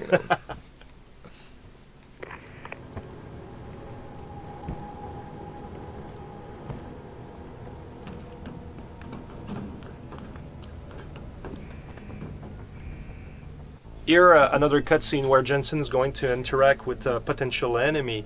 And I remember having discussion with Jesse Sweet, our cinematic director, back in the day, because the constraint I gave him is that I didn't want Jensen in any cutscene. You hear that, folks? He didn't want Jensen in any cutscene. Okay. With a gun, because we don't know what the player's going to have. And for me, it was really important that the cutscenes were keeping the character that you were building consistent with when we were going into those moments. So for him, it was a real challenge to still have Jensen look badass, and then but not using a gun. And that's why in this one we see with the hacker is that Jensen pulls out his blade from his arm, so it was a way to compensate for the lack of gun. Geez, game developers always trying to make their characters compensate for something. You got the Typhoon? Yeah, but you were right about there being something more behind this. Because I've also got a dead purist in here with some pretty interesting cerebral implants. Don't touch him. We'll need an expert to recover his neural hub, in case it's booby-trapped. Copy that. What about Sanders? SWAT's pressure me to let them off the leash. Find them before they do, and deal with them.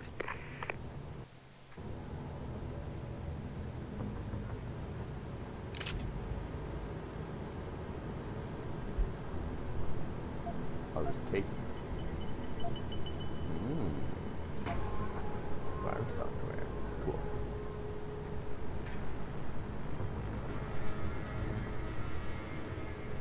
I just walk over his body.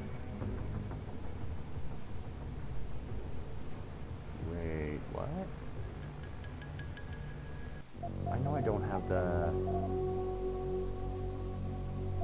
controls. Keyboard.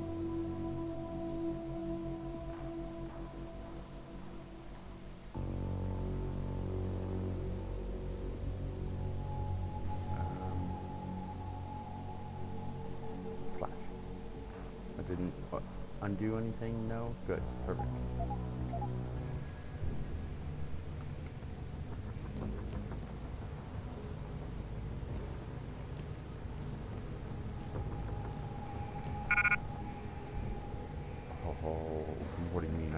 sniper rifle ammo. I'd like a sniper rifle, please. Combat rifle. Well, I don't need combat rifle ammo because I don't got one. We need machine pistol ammo because I don't got one. Stun gun darts, 10mm pistol, shotgun. That's what I got. So that's what I'm taking. You got a problem with that? Too bad. That, get that.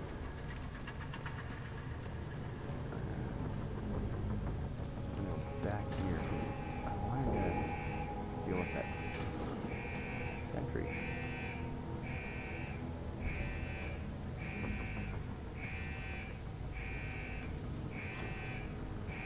If I could.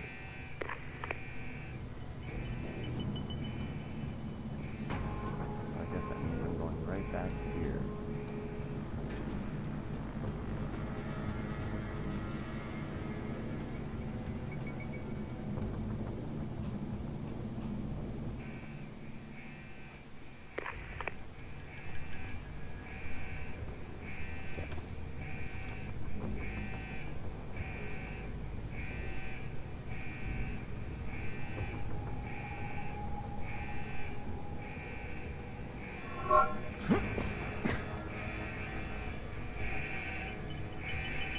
That's okay.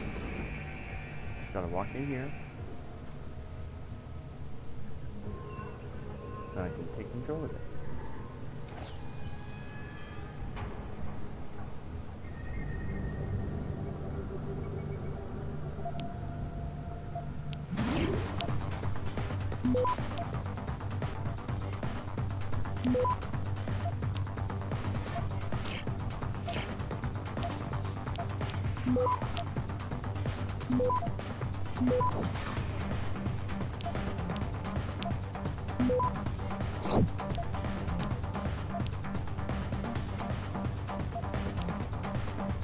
Access granted. Ooh. Perfect.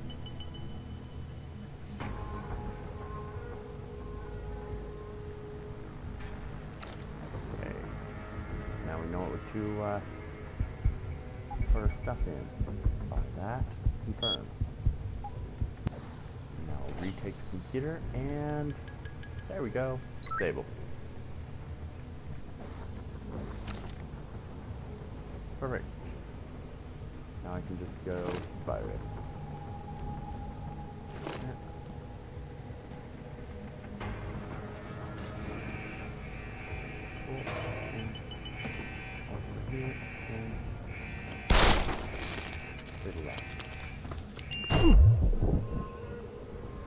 I forgot about that shit. I forgot about the blinding bomb right there.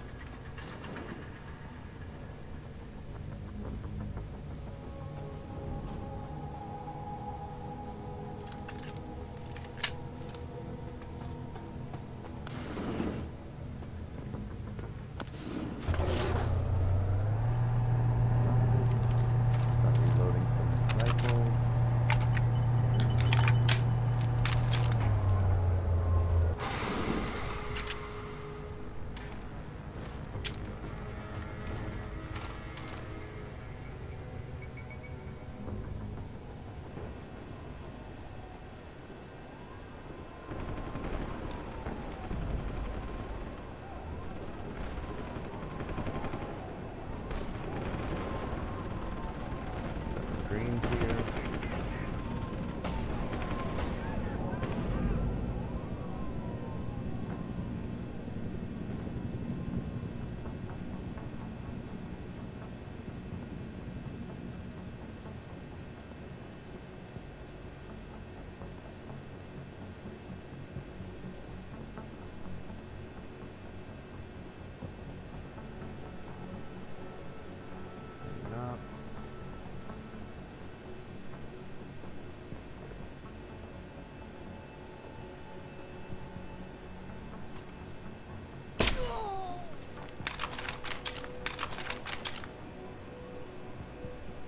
Perfect. Oh.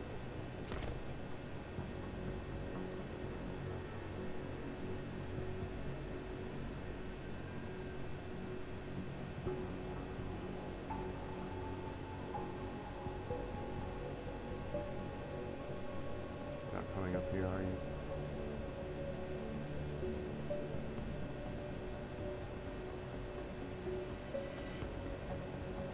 You're just going back, I think.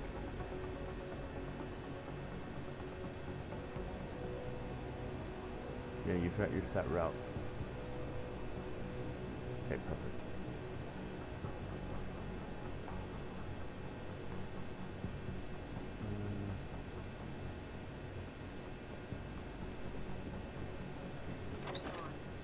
Is David Seraph hiding something? For tonight, this is Eliza Cassan reporting to you live from Picus.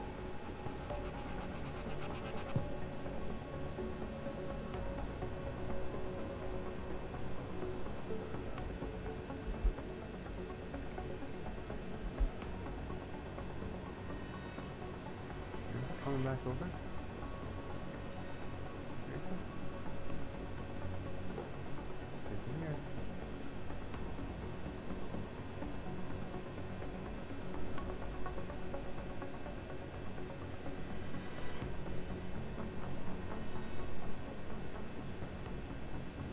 Seriously, I thought you came back.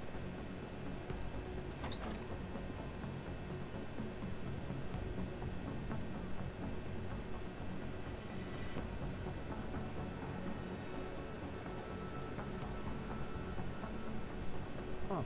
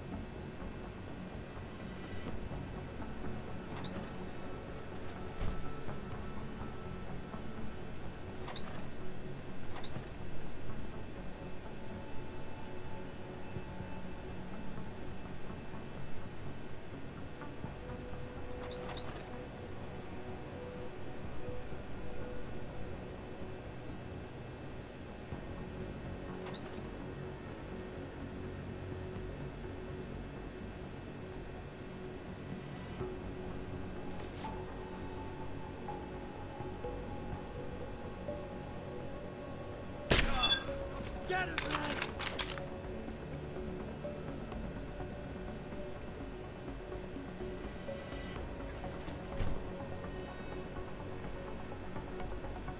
I like them a lot.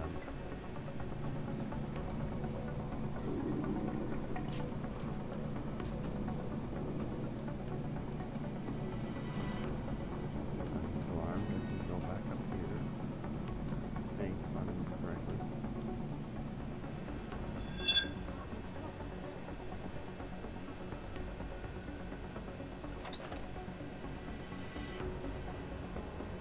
Open this door.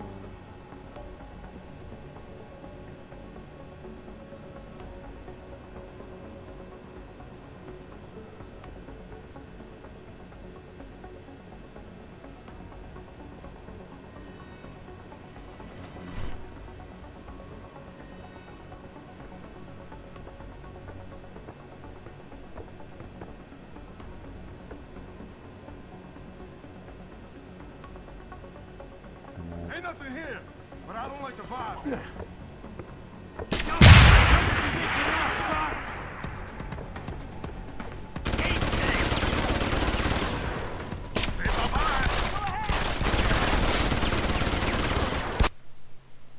Yo, what?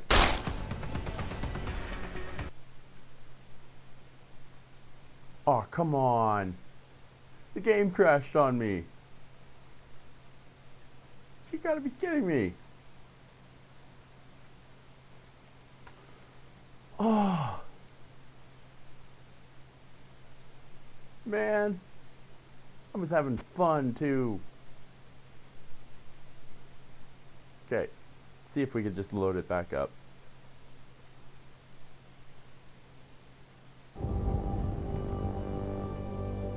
Nightbot. Ads spot for 8,940 greater than sometimes you scare me. Stop posting links warning. Spot for 8,940. Wanna become famous? Buy followers, primes and viewers on https://cut.up/07 big follows. Com.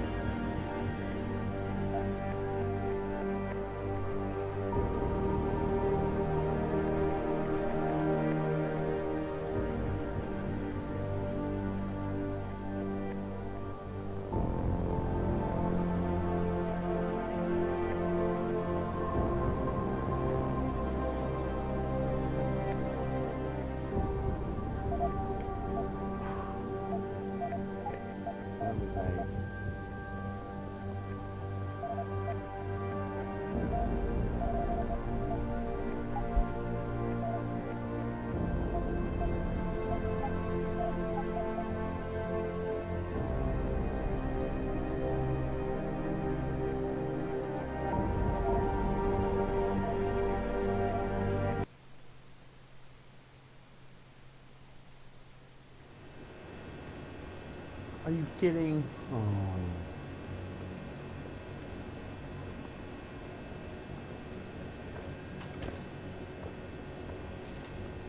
What was that?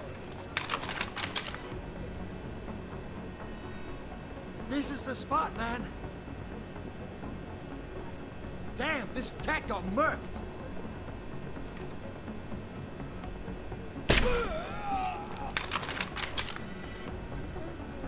No more alarms. Oh. I see you. I'm on. I see you. What do you see, bitch? You see nothing. Now you're gonna see everything.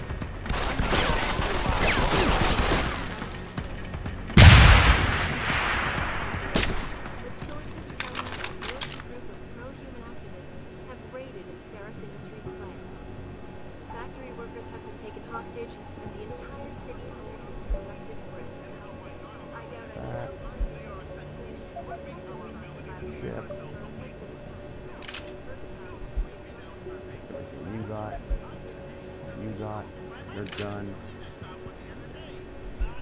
Your stuff, your gun.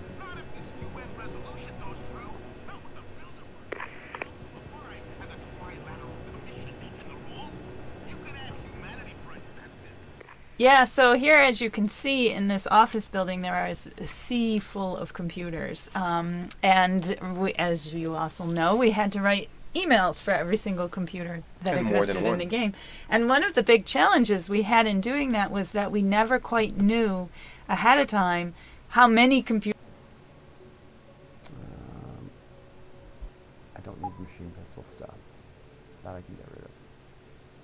Computers there would be. There was the level design was coming to us and saying, you know, we need to know how many emails, how many computers you want, and we were saying to level design, well, we need to know how many computers you intend to put in there, and no one would actually make a decision, and we were doing it so late in the process as well that when we actually sat down there to write them, we weren't really sure at that point how many computers there would be. So it was pretty interesting until we finally got our communication straight and were able to say, okay, look, can you give me a few more computers? Or could you take away a few computers? Because we just don't quite have it down. So that was a really big challenge, and we learned an awful lot through the process, so we got it right with the DLC, the missing link. Speaking of computers as well, Yeah, something that the we could DLC. add, because again, it's something that people sometimes don't think about, how something simple, or something that looks simple is actually very complicated, is that, in the game we have the interactive computers, right? The ones that you're talking about now. We have the security hubs, the blue ones that are also interactive. And there's the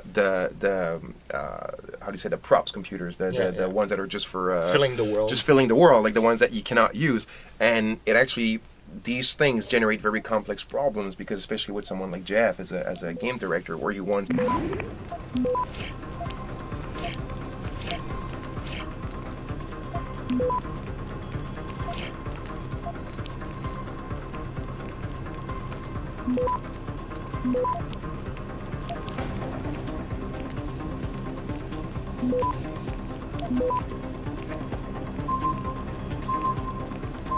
Access granted. Cool.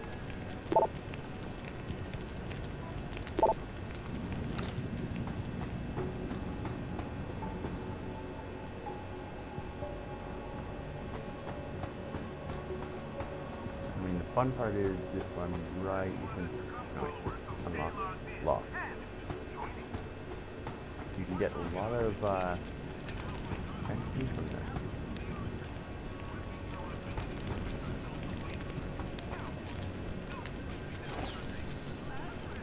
But have my time.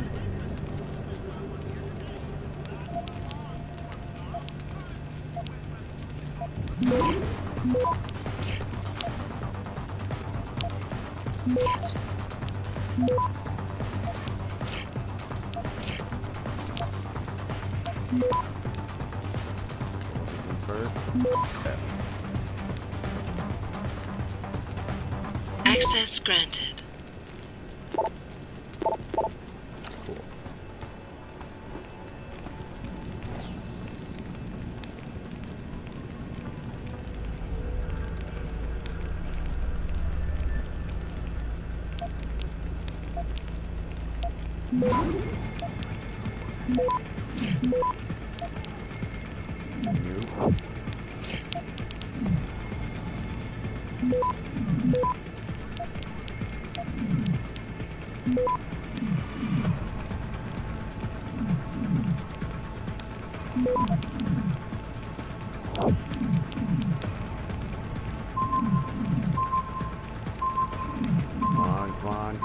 Come on.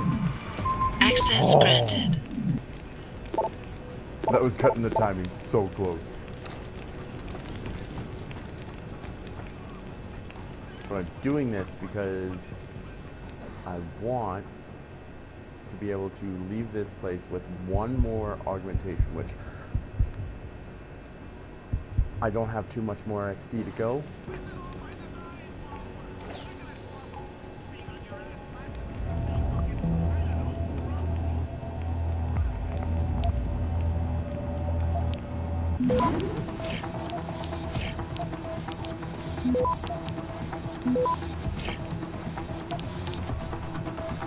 Access granted.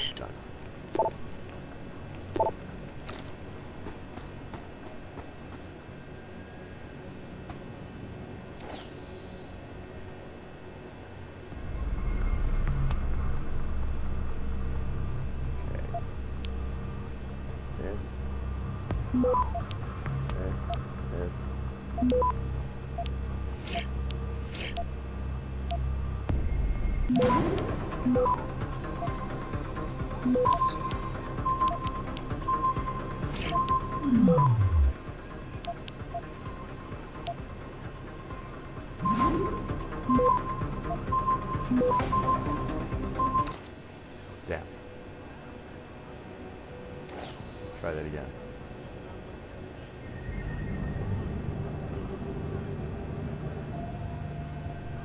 Okay, so tension is 0.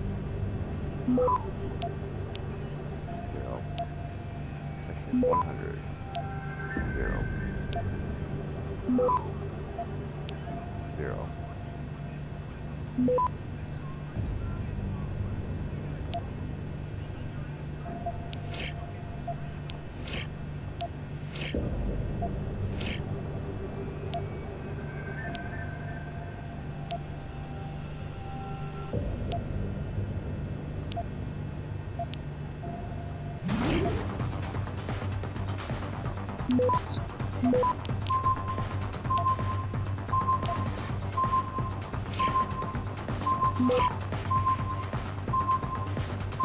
Access granted. Oh, that was kind of even closer. Damn. Yes.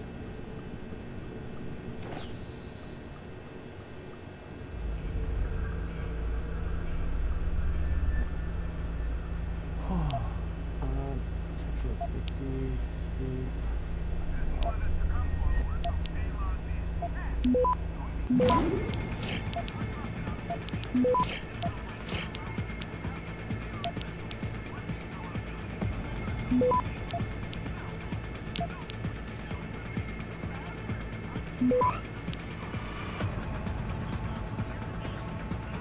Access granted.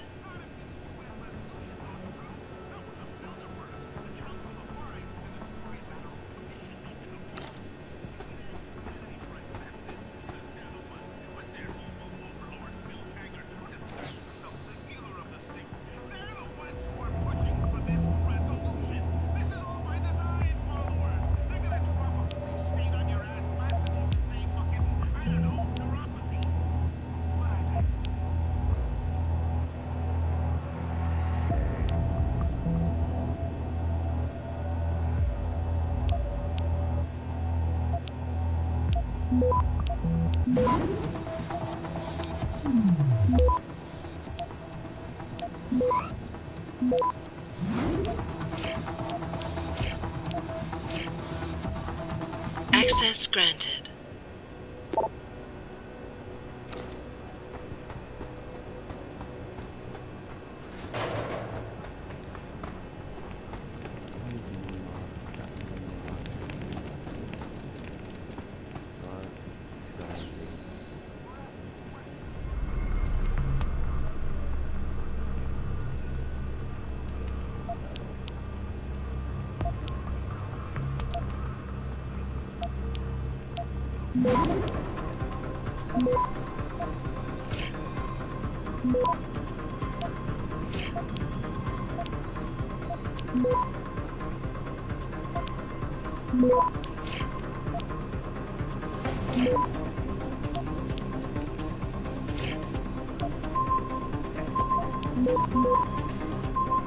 Access granted.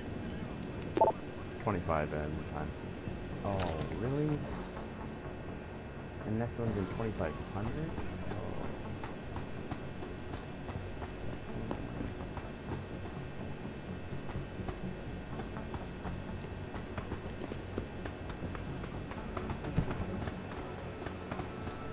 I killed some people upstairs. I kind of want to go find out what I got.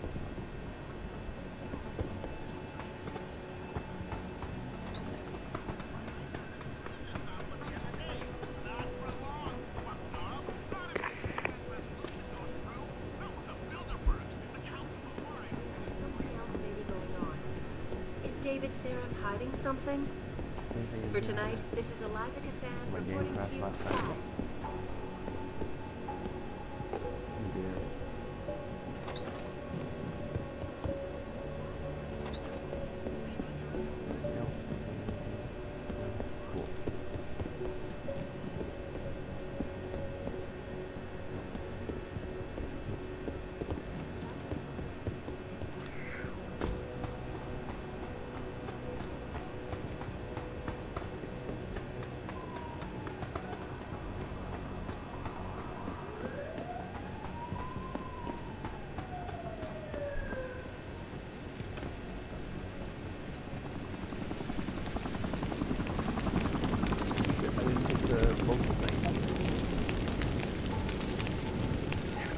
I'm gonna get this lady killed, I just know it. Don't lie to me! I don't want to hurt you. You're a civilian. But I will if you don't give me a choice. If you didn't want to hurt anyone, you should have stayed home tonight. Oh, look! Seraph's attack dog! You're here to clean up before the police bust in? He thinks we're breaking the law. Shut up! All you body polluters break laws. You're all the same. You're gonna have a hard time convincing people you're any different once they hear you had an AUG on your team. What? I found your attack dog in the factoring labs, trying to cut through security with his implanted hackware. That's right, Cholo. But I would never let one of you freaks on my crew. Back off, Hunter. I got business to take care of, understand? If what you say is true, and I'm not saying it is, you hear? But I gotta check things out. So me and La Vieja, we're leaving. So here, one of the interesting cutscenes where actually I remember us debating about the fact that everybody in this world were thin. There was no fat people and everything. And since with our skeleton and etc. for all the NPCs in the world, we knew that we couldn't address that thing, and we said, well, at least there might be an opportunity to put some, in some instances, like in cutscenes, to cover the fact that it's not everybody in the world that is thin, right? Yeah, and we really wanted Josie to be one of the manager of this, to be slightly heavier than everyone else in the game. And it was this argument about it would be tough to animate and stuff like that, that it's not going to look good. And that was nonsense. Yeah, but it was a tough one. But finally we managed to make her slightly more heavy than other characters. Yeah, and I remember that there were certain people on the team who really were against it, and they were just saying it'll look weird visually, and having a really thin terrorist with this heavy woman just won't work, and I never quite understood the heart of those things. But in the end, it works out really well. And it makes for a really good hostage situation, which is definitely improved. Yeah, for me, I was loving this. This was one of my favorite scenes because I said, you know, from sound point, there was so much to play with because you got the riot, well, the terrorist attack that's sort of happening outside, but you got, you know, the riot police coming in to handle it. You got cops coming in. You've got a hostage situation. So I mean, the tension level's on 10, which is great. The one thing that was funny when the scene first came to me is we had almost nothing of Josie crying and whimpering, and I thought for a situation like this, the hostage should definitely be like sobbing and whimpering through the whole thing. So we started by adding that, which brought a lot of life to her character during the scene. Like even when there's nothing going on, you can hear her kind of whimpering and sobbing. And I remember, I think we worked a week just getting the timing for the sound. There's a point where a helicopter beam comes right through the room, and I wanted the sound of the helicopter to come with it, to come really close, so it sounded like, you know, they're just, you know, patrolling around and waiting for this guy. That took like almost a week, and again, like JF always says, it's funny how what seems to be the simplest thing can cause so much headaches and be so complicated. Like you're like, we're just syncing a damn light with a sound, but it took forever. But once all the elements came in, this was one of my favorite scenes in the game because I love the actor who played Zeke. I thought he was so good. And his performance, along with Jensen's performance, all the sound, the outside stimuli, her sobbing, it just brought the whole thing together. Better than you think. You're still standing, and that's more than the hacker was expecting. You said you're a vet, so I know you've got the balls to handle this. You don't need the civilian to get you out of here. You got a good point there. But still, there's no way I could put my trust in you. You're on the same side as the cops. They got me completely surrounded and there's nothing I can do. I'm all alone in here.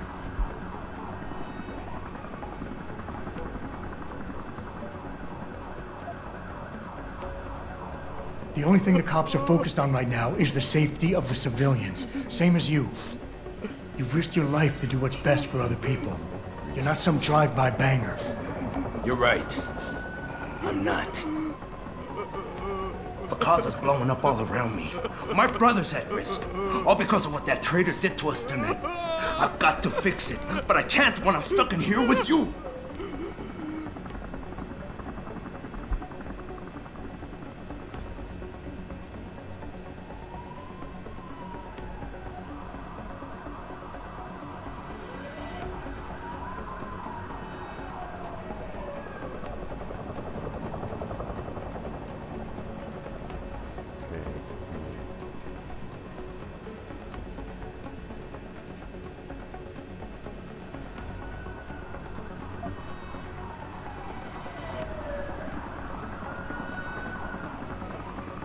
Nothing else to say. No, come on. Listen, the hacker's plan was for you to die. He knew there would be civilians here tonight. He thought of everything. He used your brother because he knew you would trust him. That's how well he knows you. He expected you to take a hostage, just like he knew the cops would kill you for it. You're right. Damn! You know, he even asked me once about hostages. I told him I would if I had to. I thought I had to here, but I can't afford to, can I? Go on, get out of here. You're free to go. I did what you wanted, so let me go. I got played here too, I say. I've got as much interest in finding out who's really behind this as you do, Cabron. Yeah, well, maybe I'll owe you one. But I promise you this. Someone's gonna pay. Are you still there? Adam! Adam, what's happening? What's your situation? Adam! Sanders is gone, boss. But I'm pretty sure he's just a dupe. Somebody else set this up. Damn it. Okay, I want you back here now. The admin building has a... I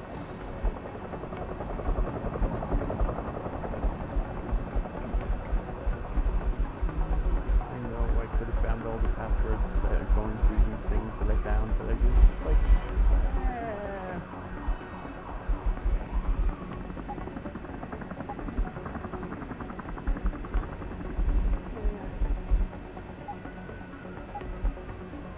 Rooftop terrace. Meet Farida on it. What about the hostages? Shouldn't I? There's nothing you can do, son. So I couldn't save them.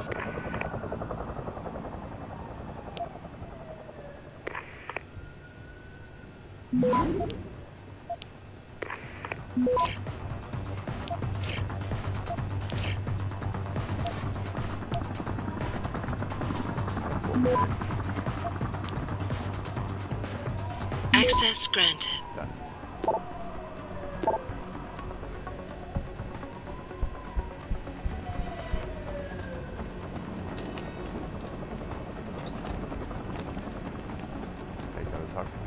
Are you alright? I'm fine. I'm fine. Just a little shaken up, but what about the other? I'm sorry. No. I'm sorry. wait, what? What do you mean they didn't? I didn't go through the... No! You gotta be shitting me.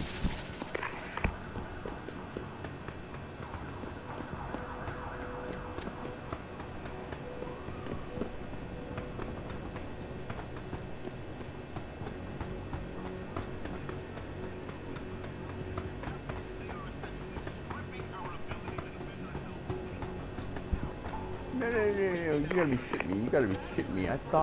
I honestly thought that I could skip past them.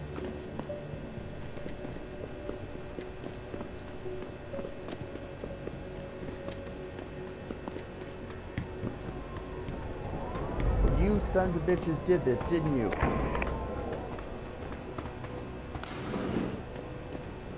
I'm going back up.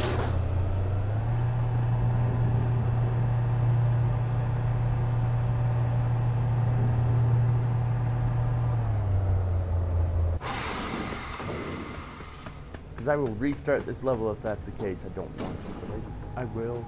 Oh, you sons of bitches did this, didn't you?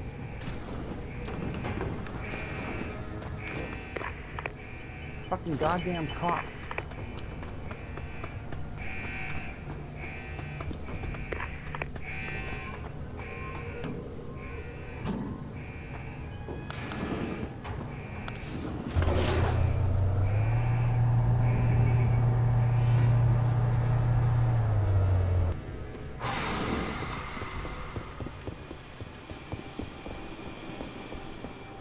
Yeah, it was the cops. No fucking way. Piece of shit. Come on. Decontaminate me. I gotta get through here.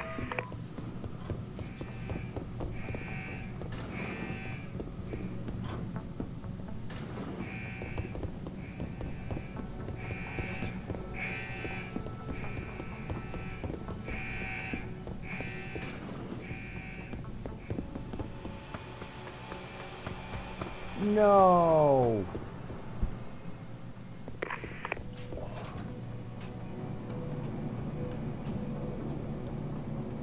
Where was the vent that I was supposed to take?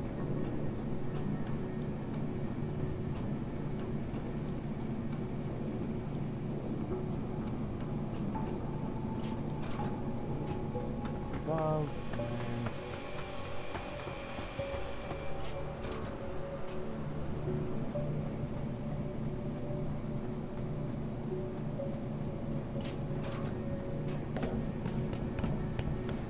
Oh, and that's right, and there's stuff in here too.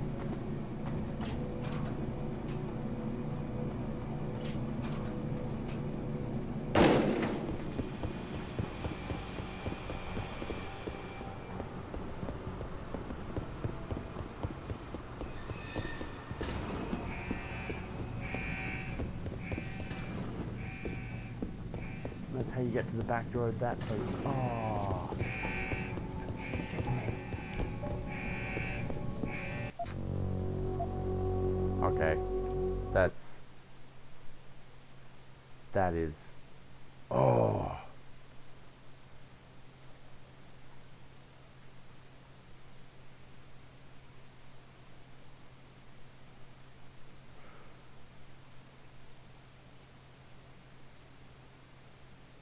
I think I'm gonna cut it off there.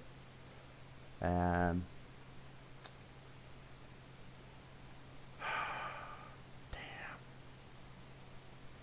well, that didn't work out the way I thought it would. But I think I might, the next time I might just restart on New Game Plus. Because I miss not having my augmentations. They're due. But I wanted to thank Green Skull for following me. And hopefully I'll see you again in my next stream, man. Have a good one.